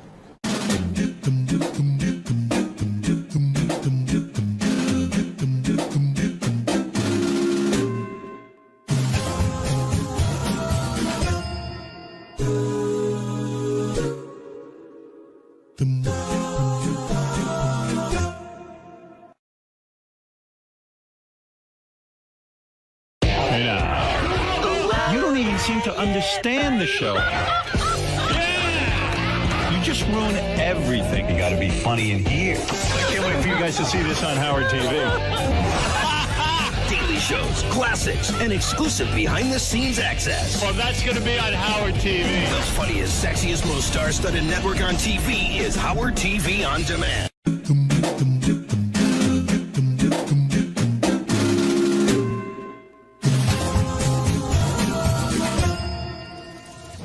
Hey Stern fans, welcome to Fine Time, the show where you, the fans, get the opportunity to ask questions and interact with your favorite Stern Show staffers, 𝗦𝗵ici𝘄, and celebrity superfans. I'm your host, Rachel Fine. Now my guest today is a former intern who spent more time wandering these halls here at Sirius and diddling a pencil than he did doing any actual work. He likes to hang out in libraries and stand around staring at people. If there's a Stern Show related event, you can be sure he'll be there. You can also be sure that he'll never leave. And you can probably be sure that he's going to follow you home. Ronnie the limo driver says that he discovered him, although he came to us through the internship, so go figure. We all know it was the Tourette's that truly made him famous. Please join me in welcoming a man who sent many, many emails asking to be on Fine Time and who will most likely spit all over me and the camera lens. Ladies and gentlemen, Medicated Pete. What's up, Pete? Rachel. Hi. What's going on? How are you doing today? How you doing? Good. I'm good. How are you? I'm just hanging out. What's going on? I'm liking the new highlights you're rocking. I love it myself. You know? Yeah. You're styling. Did it for the spring, summer thing, you know? Okay. So. He takes it up a notch for Fine Time. I appreciate that. I brought you snacks today. So take your pick. Oh, you shouldn't have. Well, you should enjoy Cupcake Wednesday with us. What would you like? I don't know. You know, I think I kind of like this.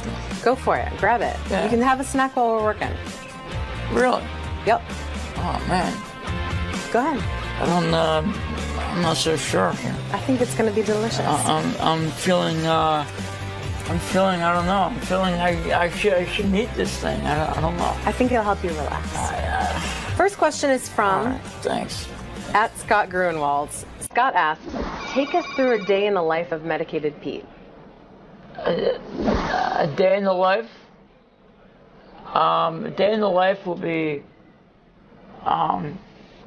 getting up in the morning. Yeah. Taking a shower. So far, so good. So far, so good. Selecting my clothing for the day. Yep. Did a good job. Usually, yeah. I'm okay with that. You know. Bypass breakfast. I'm only eating one meal a day. It seems, because I'm constantly on the go. That's why I got you a cupcake. Keep going. Rachel, this is beautiful. Go ahead. What else do you do? Oh, damn, that's good. I'm glad you like it. Damn. So you get your clothes and then do you go anywhere? You stay home all day? Select my clothing throughout the day. As you can tell. Yep, I saw the clothes. Beautifully dressed. No, you did great with that. Oh. Very nice icing, by the way. That's good. I wanted you to get the bite to eat, the one meal a day Beautiful, thing. beautiful. Good. Do you go anywhere? However, yeah. Well, and then after the shower and the clothes selection, dressing of the clothes and all that shit. Yeah. I will go on the internet and look at pornography all day. So you're busy. Yeah, you're a busy guy. I'm basically a busy man. That's what keeps you from having food breaks. You got to eat a lot of porn time. Yeah. Okay. Next question is from Louis G. Unbelievable. Louis asks, do you still go to the library every day? And if you don't, where is the new hangout? The hangout is still the library. I'm still doing the library. It seems to be the thing to do. Yeah. You read a lot when you're there or no? Basically, I'm at the library staring at people, and it seems to freak them out to a point where it's like, what are you doing? You know, what are you doing here? Like staring, you know. So basically, the staring is over with, and I'll just go and make believe I'm working or doing something, grabbing a magazine or something. Okay. And you know, looking through the magazine, basically. It's a busy day. Yeah, I tell you. At Trey Stink asks, do you like Robin's or Rachel's boobs more? That is a tough one, you know. It's a challenging question. Because I'm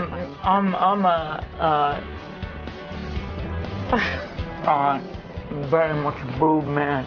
Yeah. So what's your expert opinion? I love the boobies, you know. Sure. Love the boobies, you know. He loves the boobies.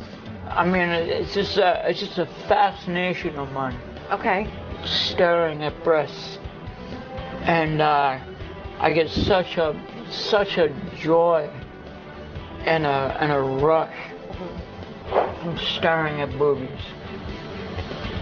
So to answer your question, I'll have to say Rachel's, because I don't know, it's just fascination. Fascinating. I am so flattered right now. Question from Brian S. What's your favorite experience you've had with the show? I have to say my favorite experience has been pissing Ronnie the 𝗦𝗵cie𝗄𝗿𝗱 off to the extent where it's very enjoyable. Do you have a favorite pissing Ronnie off memory? I remember going to the staff bathroom and putting like a garbage can or something in the way of the door, and he came out of the door, and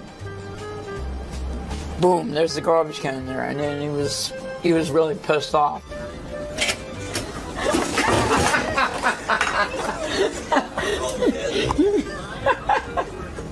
Your asshole. What the fuck are you laughing at? So that was a pretty cool moment, actually. That's a good one. Yeah. Question from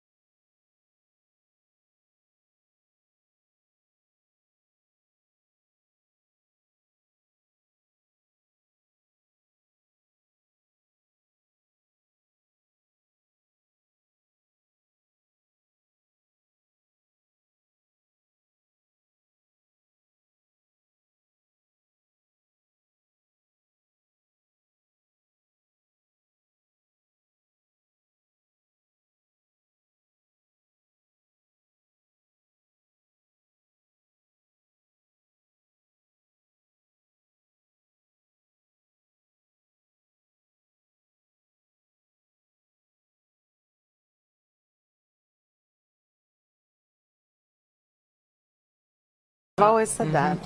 Angela V asks, be honest, when you were an intern, what staff member was a dick to you and who was the nicest? I don't know. I don't have a dick per se. Everybody has been very cordial and nice. Give me your most favorite, least favorite. Maybe we won't even call him a dick. Who's been the best and the worst? I don't know.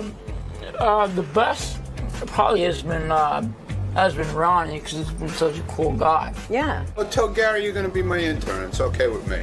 We'll see how long you last. I think they'll give me a trial run, you know? Gary. You guys get along pretty well. Dude. Yeah, I mean, back, you know. Stay back, you can be my intern. Right? I would love that. And, I don't know. I might have to add my own in there for a minute. Okay. The funniest would be Jim McClure, probably. He's a funny guy. He's a funny guy, just because of his face, his looks, you know, everything about the guy. He's just funny looking. He's just a real peculiar looking dude, and it's just like, holy shit, you know, here he is, you know, it's like. So in like a Chippendales contest, he's going down, you're the winner. Yeah, no, I got that. So you didn't have a least favorite here at the show? I have not had a least favorite.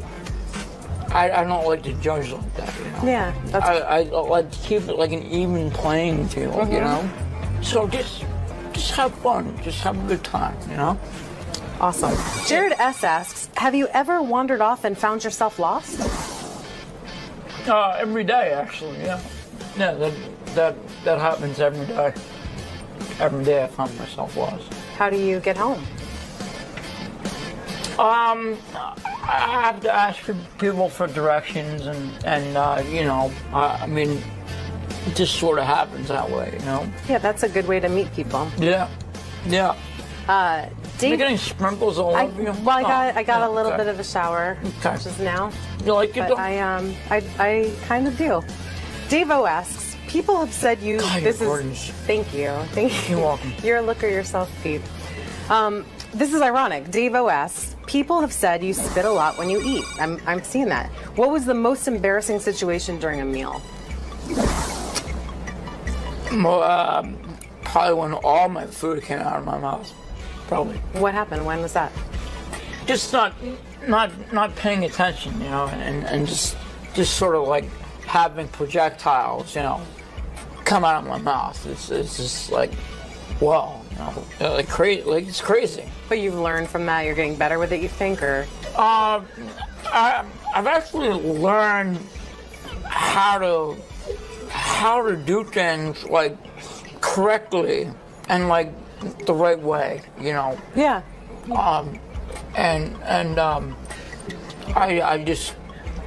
I've learned from past mistakes. That's how you grow. You know, that's how you grow as a human being. Yeah. I mean, it's just like, you know, eating and learning. You know, that's usually how it goes. You know. Good point. Next question.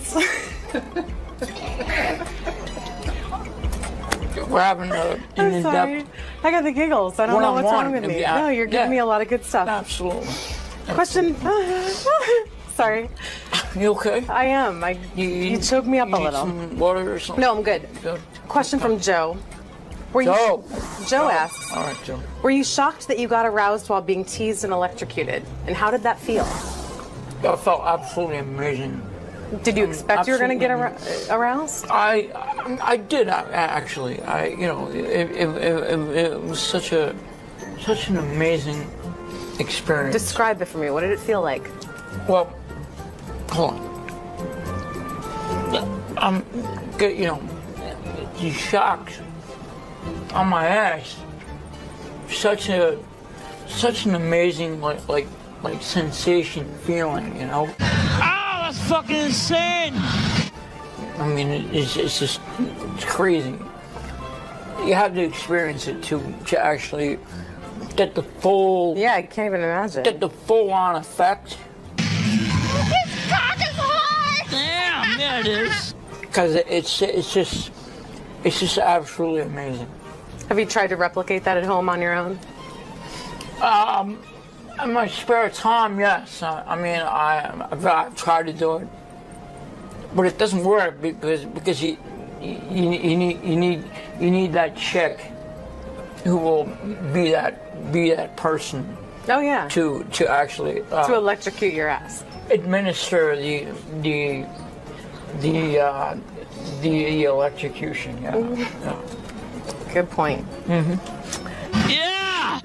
Question from 𝗦𝗁𝗲𝗍. He asks, F, Marry, Kill, Rachel Fine, Beth O, Robin Quivers. Ooh. It's a tough one. That is a tough one.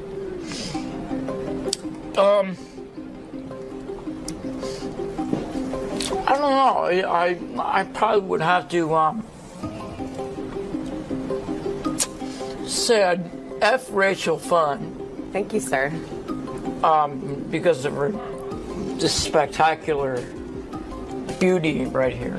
I mean, look at this. Thank you. Kill, I would have to kill Robin Quivers. Why's that? I don't know. It's just something about her just would make me want to do that. And, you know, obviously would marry Beth O. She's beautiful. Because she's such a sweet woman, you know, like a seemingly like a caring woman. So, absolutely. So I would definitely have to do those three. So. All right. You got a plan. Yeah. A lot of people wrote in asking for you to do some impressions. So I'd like to take this opportunity. Let's see what you got. Can you do a little like 𝗦𝗁𝗲𝗍 for us? Oh my. That's good. How are you, Rachel? Oh, look at you. You're looking mighty fine today. Impressive. How about Ronnie? Give me Ronnie. Oh, what the fuck? What the fuck is this shit all about here? What's going on here? Rachel, you look great. You look amazing. You look amazing.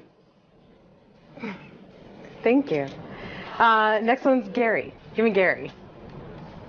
Oh, boss. I don't understand this fun time shit. Boss. What's going on? In other words, I don't get why he's here. In other words, I don't understand. I don't understand this. Oh, it's really good. Beetlejuice. I don't think I can do Beetlejuice. What other impressions you got in your back pocket? Who can you do? Any famous actors? Off the top of my head, I don't have anything. Any other show members that you can do impressions of?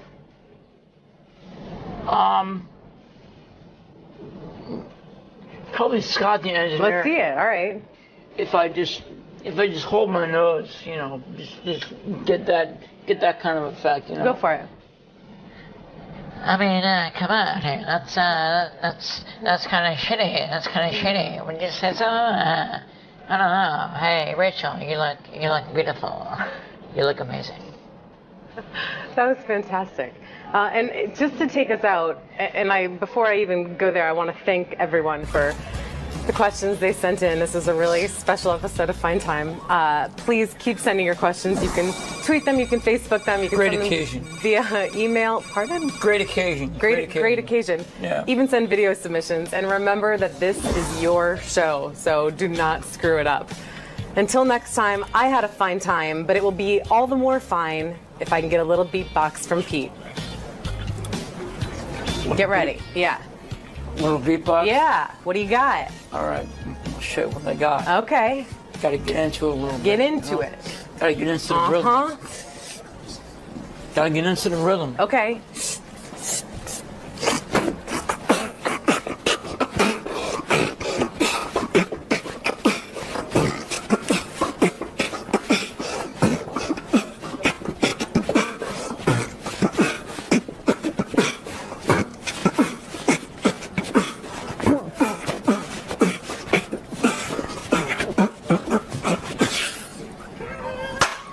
Yeah! Amazing. That's what I'm talking about. This guy. It's like good stuff for one. It was, or what?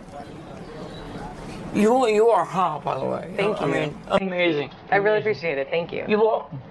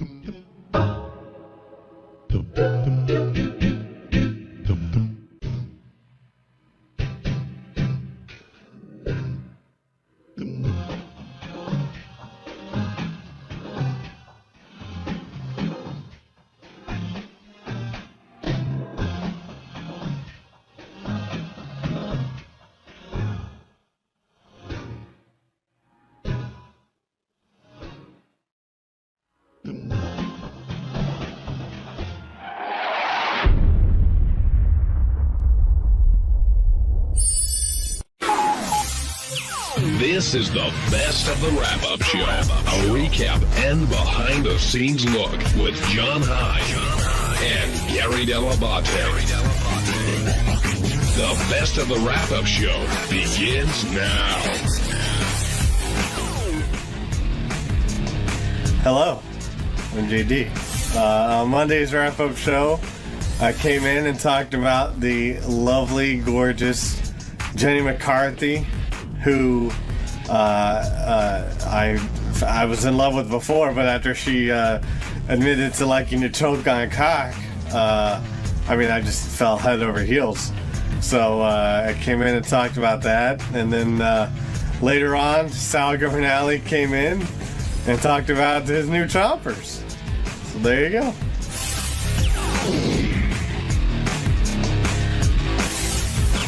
Let's talk about Jenny McCarthy, because she looked fantastic today. And I think the person who really was the most gaga over it used to be Gary. Gary is admitted Jenny McCarthy, he's a big fan. That was his free pass, and he really dug her. But I think that was eclipsed by JD today, who was in love with Jenny McCarthy and got to go in at the end of the interview and totally fumbled it, and then told Benji he loved him, which I did not know where that came from, Ted. So we'll talk to JD about him meeting Jenny. But when Jenny said why she hadn't come in for a number of years, she said it was autism, and she was sort of depressed and dealing with the issues and this and that. And Howard went back at her a couple times, and she stuck to her guns, because one thing Jenny does say is that she's not going to lie, and she'll answer practically any question, which she did about, her blowjob research, her 3-hour orgasms, her using the calendar method for birth control, which I think is insane. God bless her. And now she's moved on to a better place with Jim and Oprah sort of out of her life. And now joining us on the wrap-up show is Jenny McCarthy's biggest fan, who within, I would say... I don't know if I'm her biggest, but... today you were. Well, yeah, today, listen. 15 seconds into the interview, JD was hooked.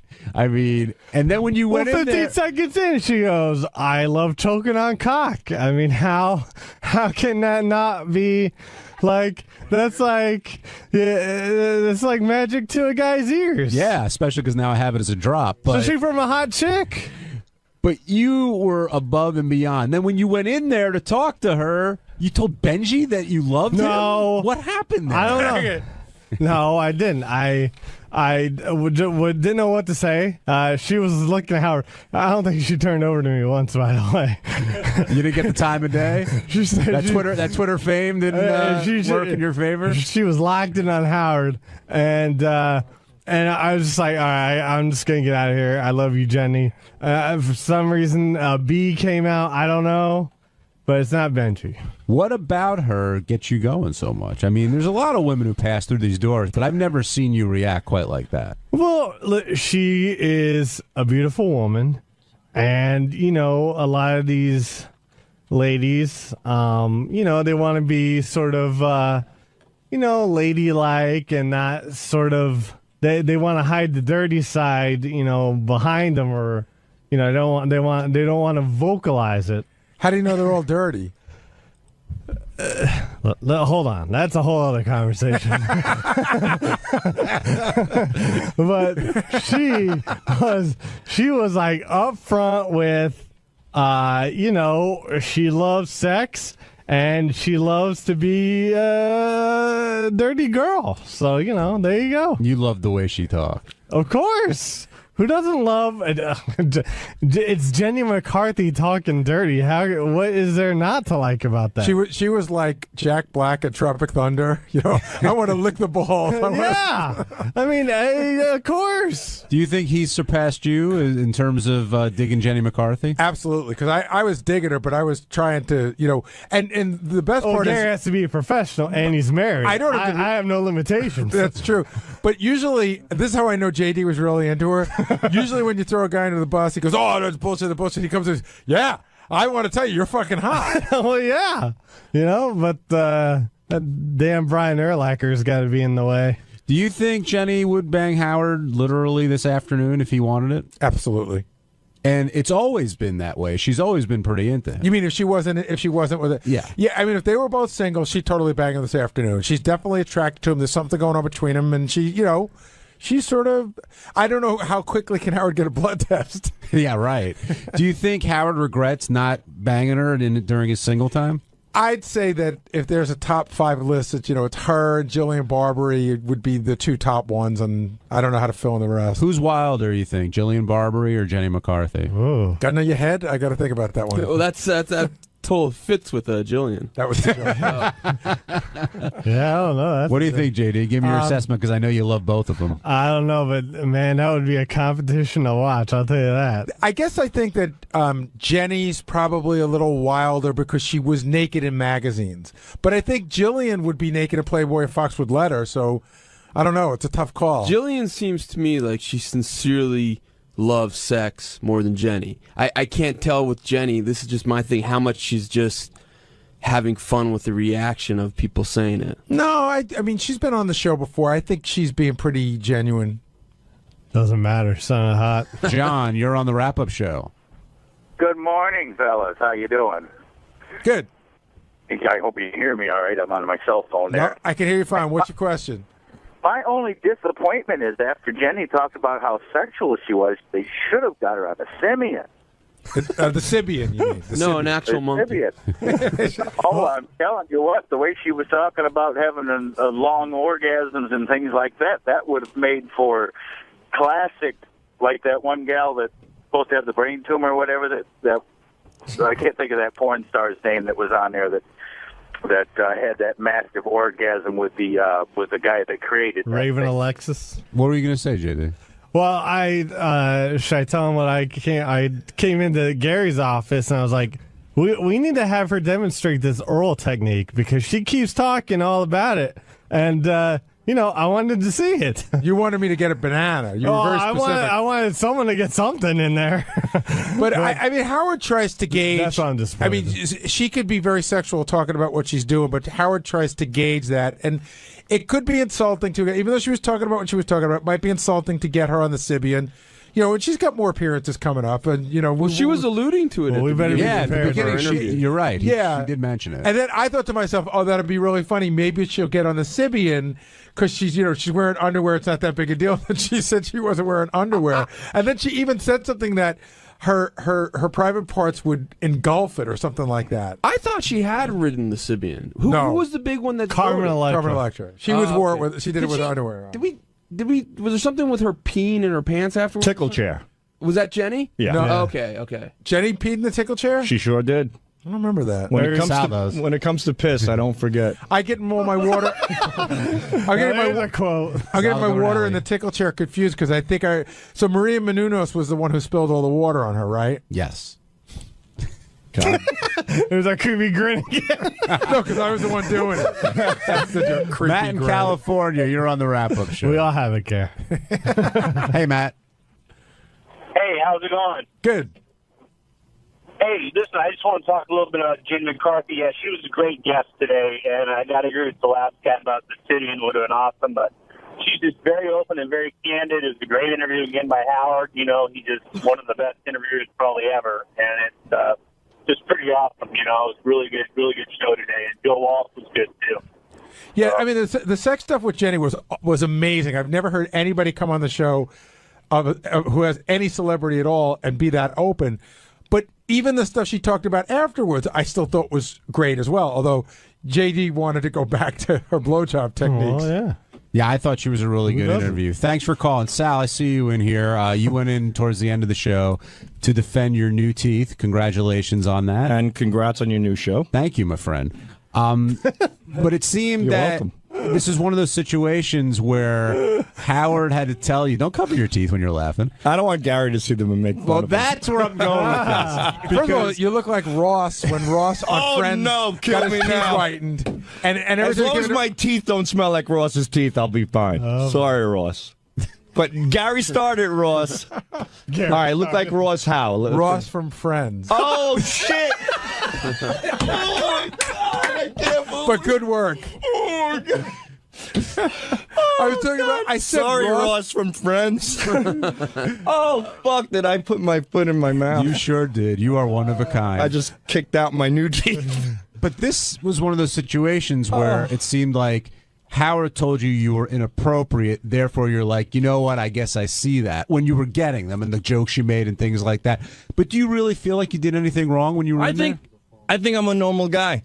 I think I'm getting my teeth done. I have a little gas going. I have a beautiful assistant to the left of me. If you're so normal, how come you're the only one that seems to get in this kind of trouble? I don't know. You guys bring it to light. But it should be like everybody should be. You should hear every day, oh, my God, some guy went to the dentist office, used the N-word. You don't only hear about you. Yeah. Well, I didn't use the N-word N-word, not N-word in a derogatory sense, like when that black guy stole your chocolate, Gary. I used it singing along to a song. It's going back to the hits. But yeah, I thought I try to make the best of it. It was very painful. You know, Gary, how it is. It's you're under a lot of pressure. It hurts. There was pain involved. Not much pain, but at first he missed a spot or two with the Novocaine, and God, my balls went right up my ass. Whoa, because you clench up. And I kind of wanted to break the ice a little bit. Can we clarify something? I've heard you paid $12,000, $6,000, $18,000, paid nothing. What's the truth? I paid $6,000 for around $5,800 for the lab work, for the teeth itself and the lab work. The dentist did the work, put on the teeth, and they did the gum shaving for free. Why? Well, he offered it to me for free. But who is he to you? Nobody. Well, I met him through somebody, and he says, look, if you want nice teeth, I can help you out. And he says, I could give you a deal. I'm a fan of the Howard Stern Show. He's a big fan of the show. Because here's the allegation that's going around the back office. Yeah. There was a page 6 item about it last week. So that basically you got on the air. The rap is you got on the air, gave out the guy's name, got the page 6 thing, and in exchange you did it for free. I swear my children never called page 6, never did anything like that. There was no barter there. I'm assuming, which makes logical sense to me, that somebody, either the dentist or the dentist's office, leaked that out. That occurrence did happen. They did put me in a separate room, and they waited for her to leave and then for me to go in because they were afraid she was going to be offended by seeing me. I never besmirched her like they said, so when the news came out, I don't even know what besmirch means. It's all right, keep going. So when the news came, Scott the engineer comes into my office that morning, and he goes, well, you made the papers. And he hands me the newspaper, and I read it. I'm like, wow, that's really odd. So, no, there was no tying with that. The dentist did give me a break. They are big fans of the show. Well, it's not a break. A break is a break in price. He gave it to you for free. Yeah, that's not really a break. He gave it to you completely for free, except for what it cost him. Right, pretty much. So that was very nice of him. But why would he do that just for you? Like, do you ever feel weird about taking it?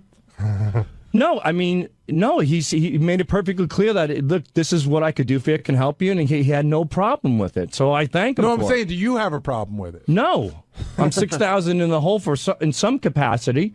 And sure, let's not lie and let's not kid each other. The dentist knows, look, I'm on the air, I have nice teeth, and it'll certainly help him. There is a bartering deal there. That's obvious. But he seems to be pleased. He presented it to me, and he did a great job. Sal, and I thank him. One last question. You talked about getting out of a speeding ticket on the way home? Yeah. What? I mean, No, I didn't talk my way out of it. It was just a ticket. How fast were you going?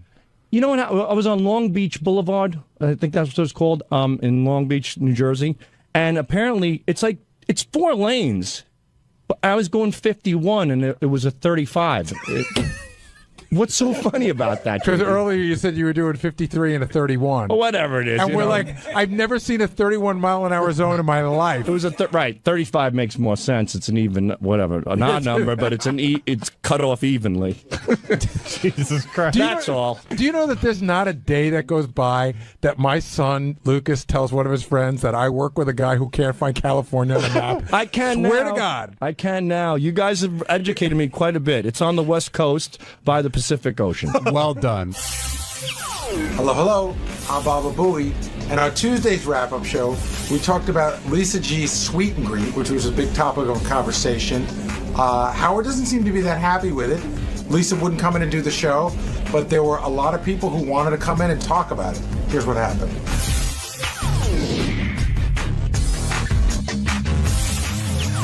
A lot of people, not just Ronnie, but he was in there pretty vocal about it, but a lot of people are upset about this Lisa G meet and greet issue. And the first thing I want to tackle, Gary, we kind of talked about this off the air, is Lisa treated differently because she wasn't sort of raised by the show? She came in from the outside. Or do you think Howard's not going, Howard could be hitting her harder and he's not for another reason? This is totally my opinion, but the first thing you said, yes, Lisa worked in the business for a very long time before she worked here, so I think Howard sees her as a colleague, even though they may not be equals in the same business. They are in the same business, and there's a totally different way you're treated when you've worked and come to work here as opposed to being raised here. I think I get more shit than Lisa might get just because Lisa had a career before here, and in Howard's eyes, he built my career. What about Ronnie's point, which he's been making for a long time, probably a number of years, I would say, that Lisa isn't a team player, and when you hear, she's doing this, she's not part of the show, or I don't even know what she said, and again, Lisa, you're more than welcome to come down and defend yourself. She doesn't work for the Howard Stern show. She works for Sirius XM. What kind of comment is that? Yeah, I mean, I think that Lisa has always gotten away with. Ronnie says she's not a team player. She's not participated in things under the guise of I work in the news department. I have a certain reputation to keep up. But I think once you've opened the door to utilizing the show to put on a sweet and greet or whatever you're going to sweet and greet, whatever it's called, then you have to sort of say, well, I got to be part of the team, which means letting Howard TV come, which means letting Jason come and cover it. And Howard's right. Like, I said this even at K-Rock a bunch of times on the air, almost to my own detriment. I work for the Howard Stern show. I love that I worked at K-Rock and I worked for Tom, but at the end of the day, if Howard says let's pick up and go, I'm going with Howard. But why is Lisa's event getting under Howard's skin? I mean, Benji's got his project. Ronnie's got the block party. I'm not sure what Will has, but all that stuff, why is Howard dwelling on Lisa's? Why is that the one that's really pissing him off? I'm not sure, but I would have to go back to the idea that it's really not providing any sort of entertainment in any way. And you know what? I think he's even a little irked at the block party a little bit. How so? I don't know. He just, I think, and he doesn't like so much being exposed with the show. He likes, everything sort of, he doesn't sell stuff like Bill O'Reilly and Rush Limbaugh or whatever. So he doesn't want to have a whole lot of. He thinks a little. I mean, I don't know. It's trading off the show's name, something like that, and he just doesn't like so much exposed with his stuff. If you go back to the old days of the show, Stuttering John and I went out and did a version of the block party many years ago, and we got our asses handed to us. Right? Then John doubled on back and did a more interesting version of the block party, which was just basically John hiring 3 unbelievable comedians and taking most of the money. And for some reason, Howard didn't seem to mind that. I always wondered why. And again, with the block party, Howard doesn't seem to mind. But there's one thing the block party provides that Lisa's not provided yet, which is a lot of content. Although she's providing content now, I think that the block party comes back to us every week with stories that are fun and interesting for the show. Right. It feeds the Howard Stern show. Right. Therefore, Howard's more tolerant of it. If I don't know if I'm using the right word there. I just wanted to say, too, having been a listener for so many years, I know what not to do going into something like this. Well, like what? Well, like, for example, not putting Howard's name all over an event that he's not going to be a part of. I remember John getting chewed out for Howard Stern and Friends, and then it was Stuttering John and Friends, and, from the Howard Stern show. And Howard Stern's name would be 10 times, 10 times bigger than anybody else's name. Shuli and Friends. No, Shuli and Friends. No, but I make sure that, But Lisa isn't doing that in this No, instance. I'm not saying she is. I'm just saying those... for what Gary was saying was when they used to catch shit in the older days for doing this, it just, you got to go into it respecting the fact that he's the reason why we're all getting a chance to do this. Ronnie, why do you think Howard's so bent out of shape about Lisa's event? Pretty much for the same reason everybody else is thinking, because there's nothing there. She's not doing anything. She's charging a lot of money. Baking and talking. She's not even, according to what I heard, you're going to have to pay $103.49. And then you have to pay for your cupcakes and your coffee. Oh, I heard there was a free cupcake. Well, maybe that's from Lisa, but from the place itself, you're going to, if you want to purchase, if you want coffee, if you want a drink or whatever, you're going to have to pay for it. Oh, so anything above and beyond the free cupcake is on you. I'm assuming that Lisa's bringing the cupcakes. She's not making anything very clear what she's actually doing. Are you insinuating that while Lisa's meeting and greeting, she may be running a cash bar? I don't know. I think he's more than insinuating that, Gary. I don't know. And I said, Lisa, they're looking for you down at the rap show. I can't come today. I can tell you. There you go. I mean, why aren't you down here defending what you're doing? I will just say this, and I'm not going to give Lisa too hard a time. She should be here to defend herself. If she doesn't want to be, I'm not going to hammer her too hard. But today, I was very much like a traffic cop. There were a lot of people coming to me during the show when Lisa was in there telling me this, telling me that, telling me this. And all roads seem to lead, at least people's belief that works here, is that this is all based out of some sort of jealousy that Lisa has towards almost everybody on the show, in the sense like, why does the block party get to go out? Why does Benji get to go out? Why does John Hein have a TV show? Why does Lieberman get to go on CNN? And I'm not saying that it's all based in rational thinking. And like you said, John, you went out and auditioned for the show. She may just be feeling that she's missing something, so this is her attempt at getting something going. Well, but then I would tell her. Can I say something, John? That's what irks me with this whole thing, with this whole thing she's doing, because as soon as Howard started to hammer her about it, she brought us into it, and like trying to make us the bad guys also. Like we're doing something wrong because he's hammering her. Or we're providing the same amount of entertainment or whatever. Well, she went flat out and said, hey, she's not doing anything less or more than Ronnie and JD are doing. That's not true. What do you do? I host the show. And that's what she's doing. She's hosting. Yeah, but she's not hosting. There's nothing beyond her hosting. She's not introducing, like I'm introducing Shuli. I'm introducing JD, or he's introducing me, or whatever. I'm introducing. So you want credit for introducing JD? That's what show needs an MC, okay? That's what I started off doing. There's nothing beyond the MC. I never said I was. What do you do, Dopey? Dude, I was never. Fuck off! Get out of here! I was never said I was a fucking comedian. No, but Will's making a point here. Right. I mean, Lisa is hosting the event, being the MC. No, she is. But what is she giving with it? A cupcake? Yes. For $103. Well, you could talk to Lisa. On. It's okay. So I'll play devil's advocate. It's there's women who listen to the show who may not want to go to the block party because it's a little racy for them. Right. They're more in Lisa's sort of thinking. They'd like to hang out with Lisa, talk about what it's like to be a woman on the Howard Stern show, and they'd like to. It's a small gathering, like a cocktail party, not a drunken party like the block party is. It's a symposium. Fine. If But you don't knock. Why knock us though? Because he's hammering her. Why bring us into it? I'll tell what you do we why. have to do with it? This is my theory. You guys tell me if I'm off here. I think she brings it in because she feels like you and Scott and JD and other people are kind of on the same level as she is, and if you guys can do it, why can't I do it? Because the she brought difference me is- into it too for the same reason. I think. But the difference is, John, we are doing a show. What she is doing is not a show. It's showing up at a bakery and hanging out with fans. That's not a show.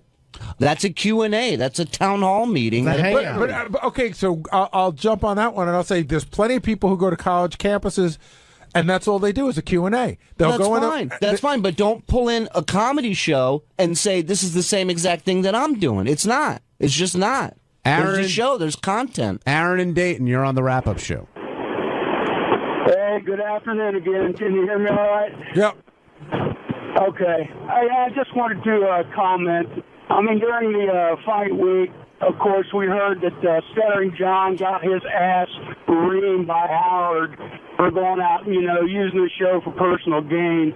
And at this point in the game, everybody on the show, I mean, with the exception of you, John, I mean, you was, somewhat famous beforehand, but everybody at this point, using the show for personal gain and monetary value. But, and of course, at this, what I'm getting at is, I'm sure she's not making a whole lot of bread, and she's putting at a point where she's, giving a little bit to charity. She's also, paying for a venue. She's probably paying for the wine and all that shit, and she's also like Gary said, part of the show. So, all right, so Aaron's sort of defending Lisa here. We and saying pay. she's We doing pay. nothing. We pay for a venue. Yeah, I mean, she's good. That's a weird thing to say because whatever she's paying for or not paying for, she will walk away with a profit of some sort. She has no Dude, when we overhead, do the really. block party shows, we pay for a venue. Of course. So, I mean... Here's a question John and I were kicking around today.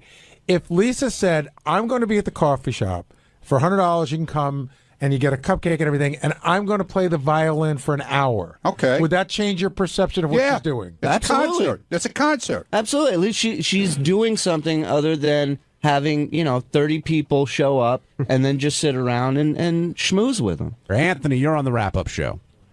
Hey, what's going on? I'm a big Shuli fan. I mean, I'm a stand-up comedian. I moved out here to PA from California, and just the transition there. But she's promoting the show because she is bringing. She's using the Stern Show as saying, I'm bringing the female listeners and trying to make money off that. Because the block party is just completely different from what she's trying to do. She doesn't have an act.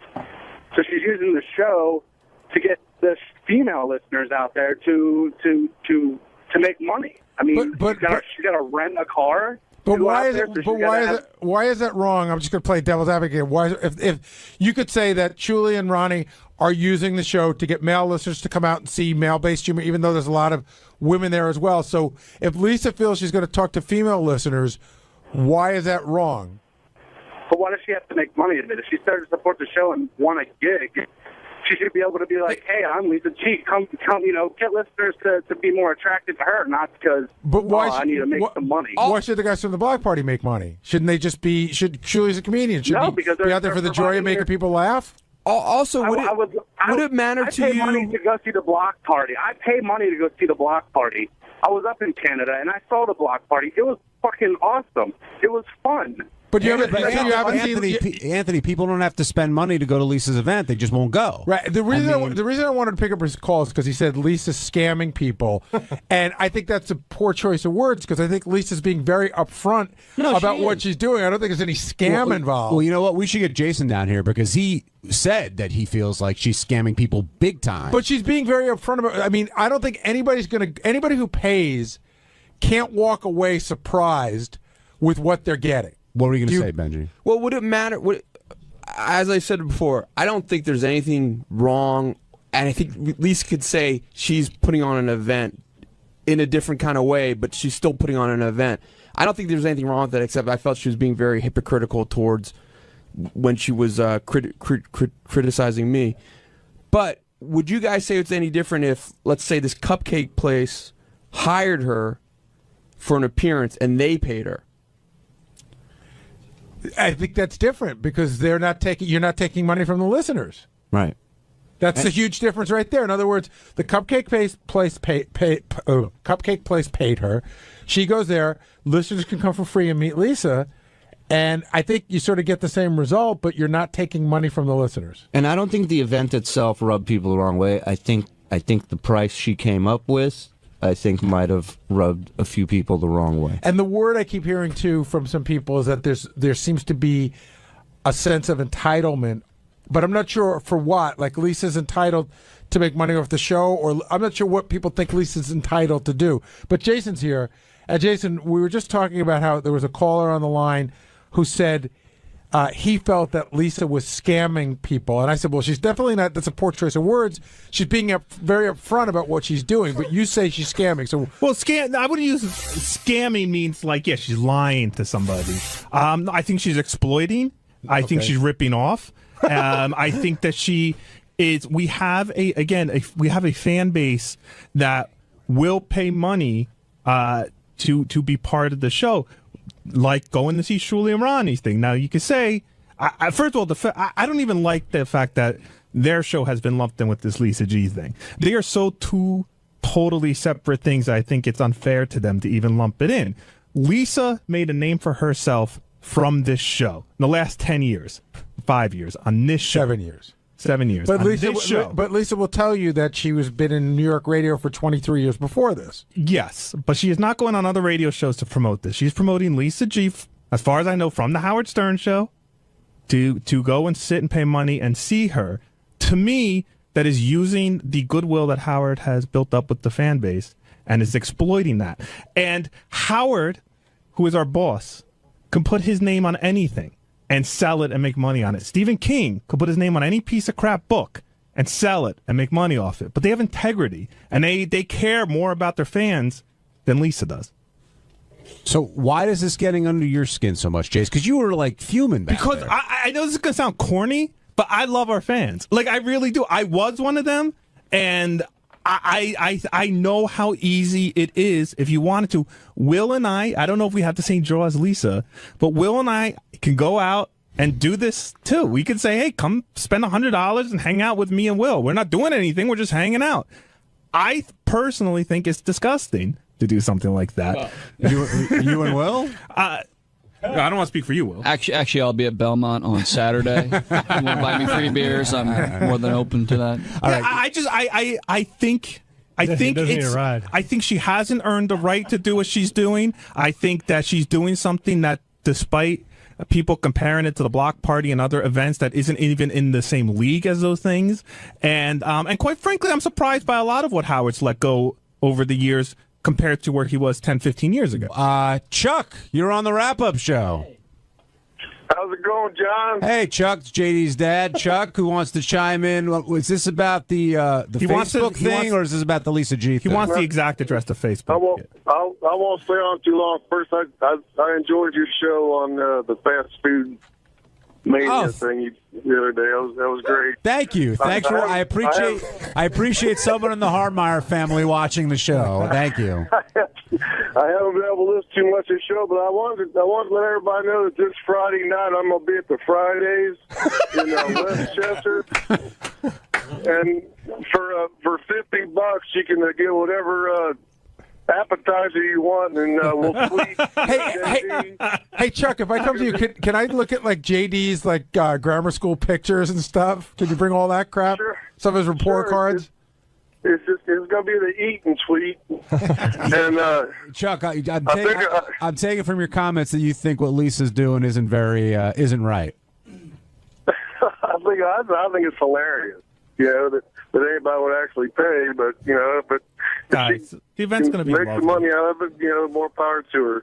But so how about the argument that, hey, Lisa's really upfront with what she's doing? She's saying exactly what it is. I mean, why do you think somebody's being taken advantage of in the sense that they don't? Somebody says, "Hey, I want to meet Lisa G. I'm willing to pay that kind of money." You're taking advantages of people's passion to this show that she had of course, a part of in it because she works here and contributes to the show. But this isn't this is. But you're not going to meet. You're not going to meet Howard. That's a given. But someone could think that there's one person closer to Howard, and it doesn't somehow matter. they'll work themselves in. You've been with the show since the very beginning. Again, I just remember, and I'm a crazy fan. I admit it. I was a crazy fan, just like half the people who have been hired here.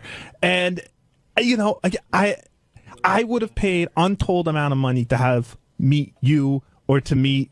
Or I would have waited in line, or got excited to meet High Pitch Eric. And yes, at the end of the day, there's really no one to blame but the person partying with their money who chooses to go to this thing. But she is putting the minimal amount of effort into it. Like even what you were describing the Chuck stat, if he brought pictures of JD, that's already providing more content than Lisa G is providing. And the report card's an extra. Steve and I were joking the other day, Always. maybe we should sell tickets to us arguing about TV shows. We argue about TV shows all the time. Again, that's still providing more content than what Lisa G appears to be providing at this stupid thing where she is telling our fans, asking our fans to pay money to meet me. She's being very upfront. 10% of the net is going to charity, and that's very generous of her. But I think it's exploitative. I think it's as exploitative as if Howard started putting out junk with his name on it. Chuck, I gotta let you go because a bunch of people on the horn. Anything else you want to say? Give me the horn. Give me the horn. I enjoy the show. Have a good day. Thanks, Chuck. Go check out the Pirates take on the Reds. Ralph Cirella, you're on the wrap-up show. Hey now. Hi, Ralphie.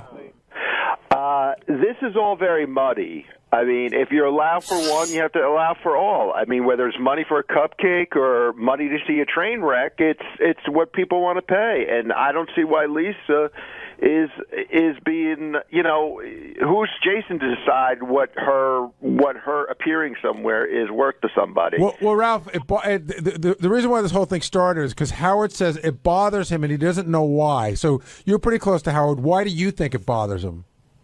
Well, listen, I know what Jason's saying in the sense of like, hey, she's not doing much. She's just coming there and showing up. But you know what? That's what an evening with Bill Cosby. Bill Cosby just shows up. Maybe people want to go there for Lisa's personality. Maybe she's going to give recipes. I don't know what the fuck she's going to do there, but I don't know how that's any different than the block party. But you don't know how that's different than the block party. Hold on. No, I don't. We'll explain that in a second. But all that being said, Ralph, Gary's question is a good one. Like, why does this get under Howard's skin versus the block party, versus the TV shows, versus Benji's song, Bill versus Cosby, all the other stuff? Why do you think this is irking Howard?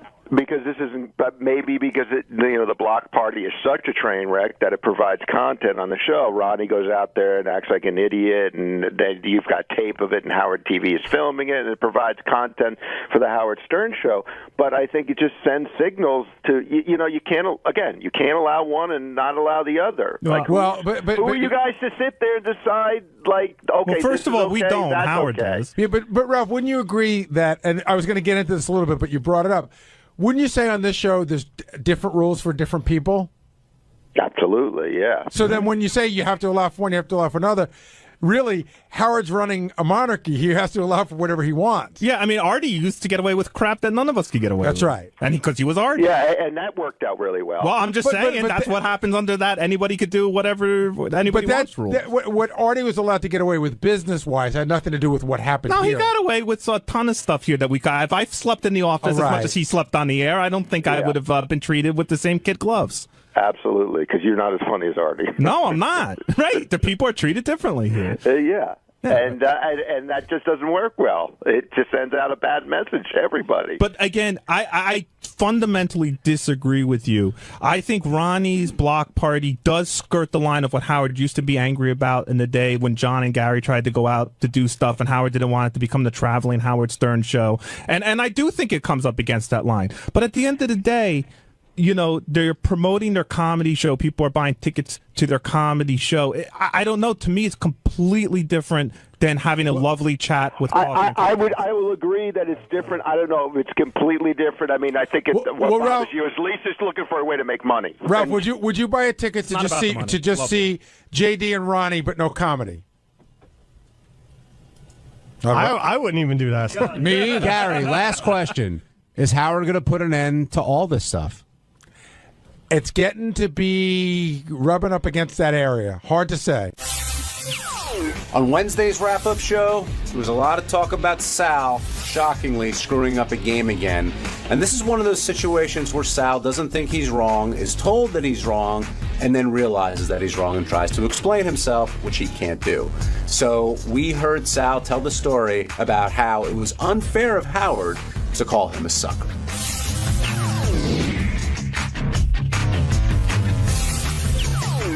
Now joining us on the wrap-up show, the great Sal Governale, who said, Howard, you're a sucker at least 20 times today. Actually, Sal, you refused to say it. That's right. Those were the drops being played, but... Why won't you repeat?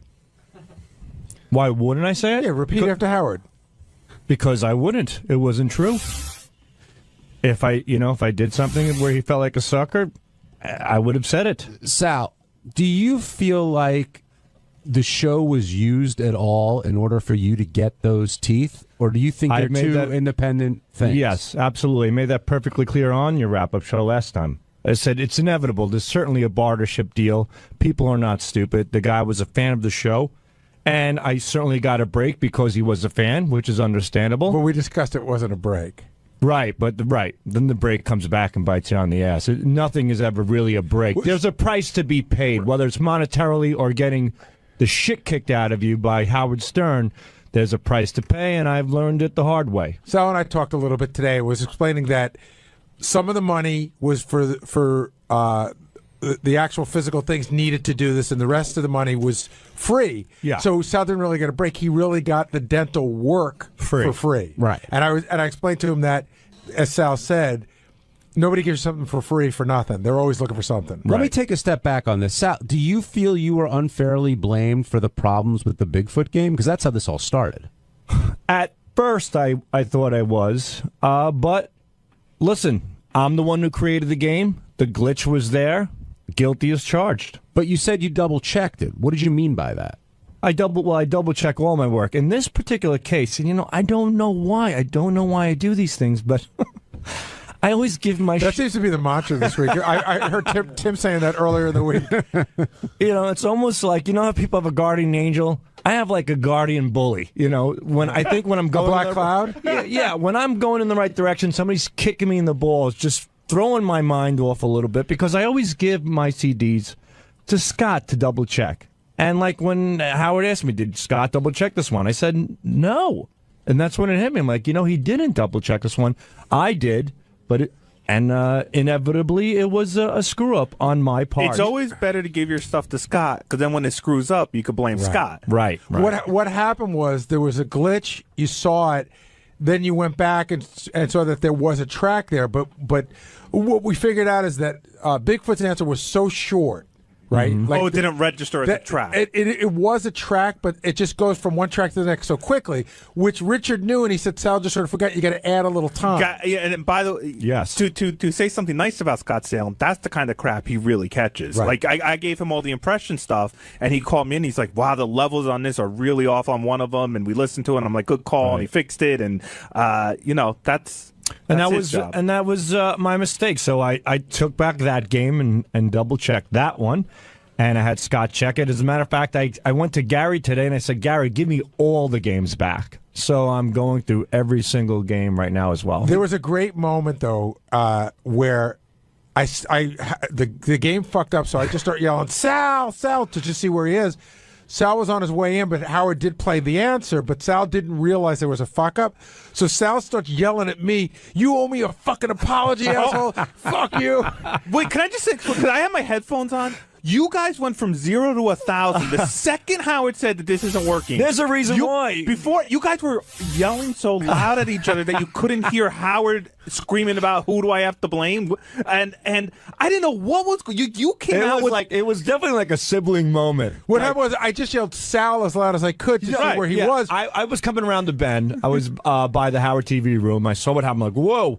Came around the bend, and Gary goes, Sal, where the fuck are you? What's going on? I go, Gary, and then I heard, as I was coming, I heard Howard fix it. I heard the track come through. I'm like, all right, it was a Howard issue, with the CD player. I go, Howard just fixed it, Gary. How about an apology? So Gary looks at me and goes, fuck you. Yeah, that's where I started hearing everything. So then Gary sits in his office. I go, how about an apology for that? And Gary goes, go fix your teeth, asshole. I go fix your fucking teeth. And all of a sudden, waiter, Sal, Howard wants you. It is fucked up. I'm like, oh, God, no. All I hear over my head.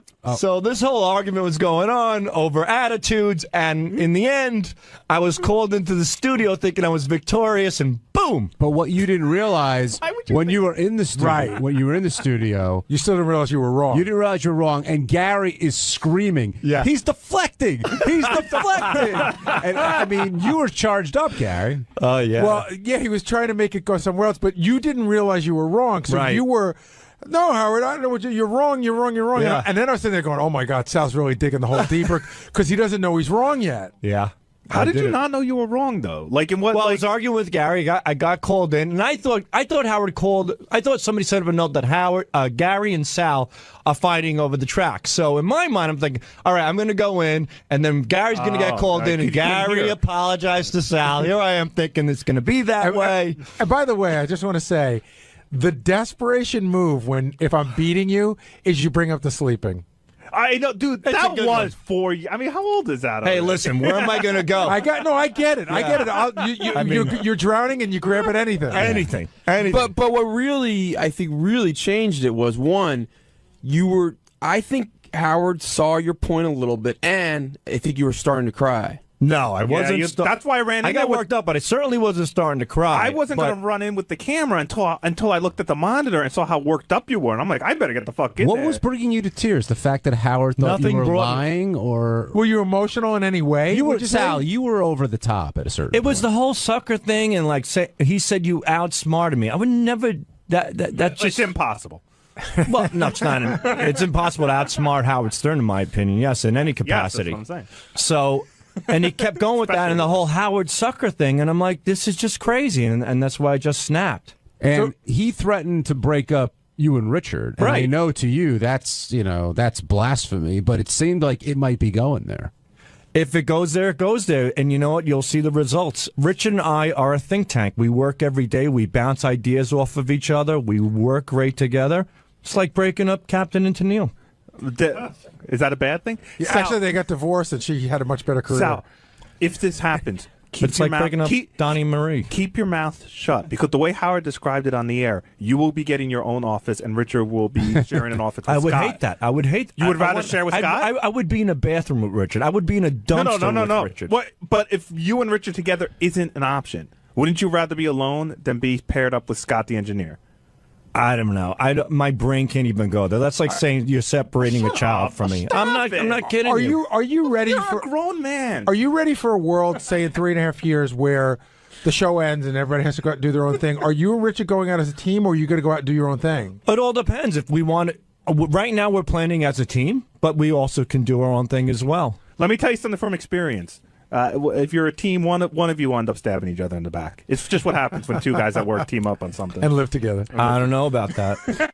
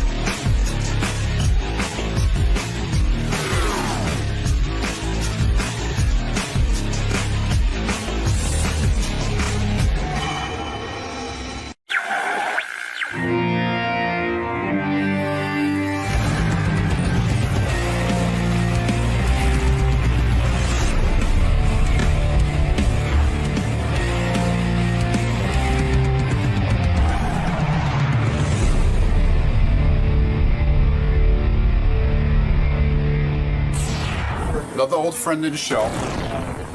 You gonna have a stupid comment about that? No, I have no stupid comment. All right, I'm just asking. Only intelligent ones. Oh, okay. You have an intelligent comment about that?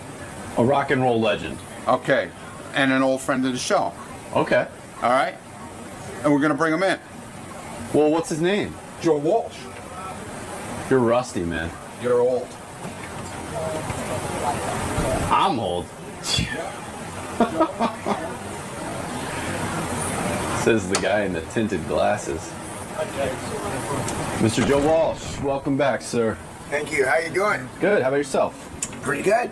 Got a new album out? Got a new album out. Analog Man. One of the rare times I didn't stay up all night to come into the show. So you're feeling actually fresh. Slept. That should impress Howard. Right here, sir. There we go. So you're feeling fresh. You're raring to go. I'm fresh and I'm ready to go. I hope he is. Oh, absolutely. Because I bet he's really nervous right now. You guys are old friends. You guys have been... We're old friends from golly. I don't want to figure out how old. But the new album's called Analog Man? Analog Man. First album in 20 years. All right. We'll see you in the studio. Okay. Good to be here. He looks good. Like his skin is good. But I'm saying for a guy who's been through what he's been through. Right. It's pretty amazing. And he looks great. It's almost unfair. Because, He looks like, really... I would have done all that too. That's right. He looks really healthy. Yeah, like he works out, I think. But I mean, he had a long time of, fucking up his body. Analog Man is his first solo album in 20 years. He says his wife is the one that got him back in the studio. It's Ringo Starr's sister-in-law, by the way, his wife of 3 years. Yeah, isn't that weird? Yeah. He sounds very happy. He's healthy. He's sober. He loves his new wife. Everything's great. Do you almost think musically, like Joe's in his own sort of genre? Like, I was thinking about this, that just to discuss a little bit. Like, he's not like a Led Zeppelin guy. He's not like He's not huge. He's not like a super, but he's been in a super group. Yeah. But he's been big on his own. But he's overlooked, kind of. Oh yeah, like when you talk about the top 10 greatest guitarists of all times, why Joe's name is, it's always like Buddy Guy. Yeah. It's a lot of old black guys. I think a lot of people took him out of the running because he was such a goof. That's right. Right. No, he did act goofy for a long time. Sorry, go ahead. He talks about how he talks to Ringo Starr for advice. He's very unaffected by his fame. Stevie Nicks, clearly sounds like she's still in love with him. She says that they broke up because they both had heavy cocaine addictions. But basically says he was the love of her life, and he's the only man she'll ever really love. Something like that. It was pretty quiet. I mean, I never heard it, but I knew about the Don Henley thing, but I never knew about her and Joe. Joe, come on in. Joe Walsh from the legendary Eagles, of course. Look at you. Gary's salivating over here. You look good, my man. Take a seat. Hi, how are you? He looks real good. Good to see you. Yeah, he does look good.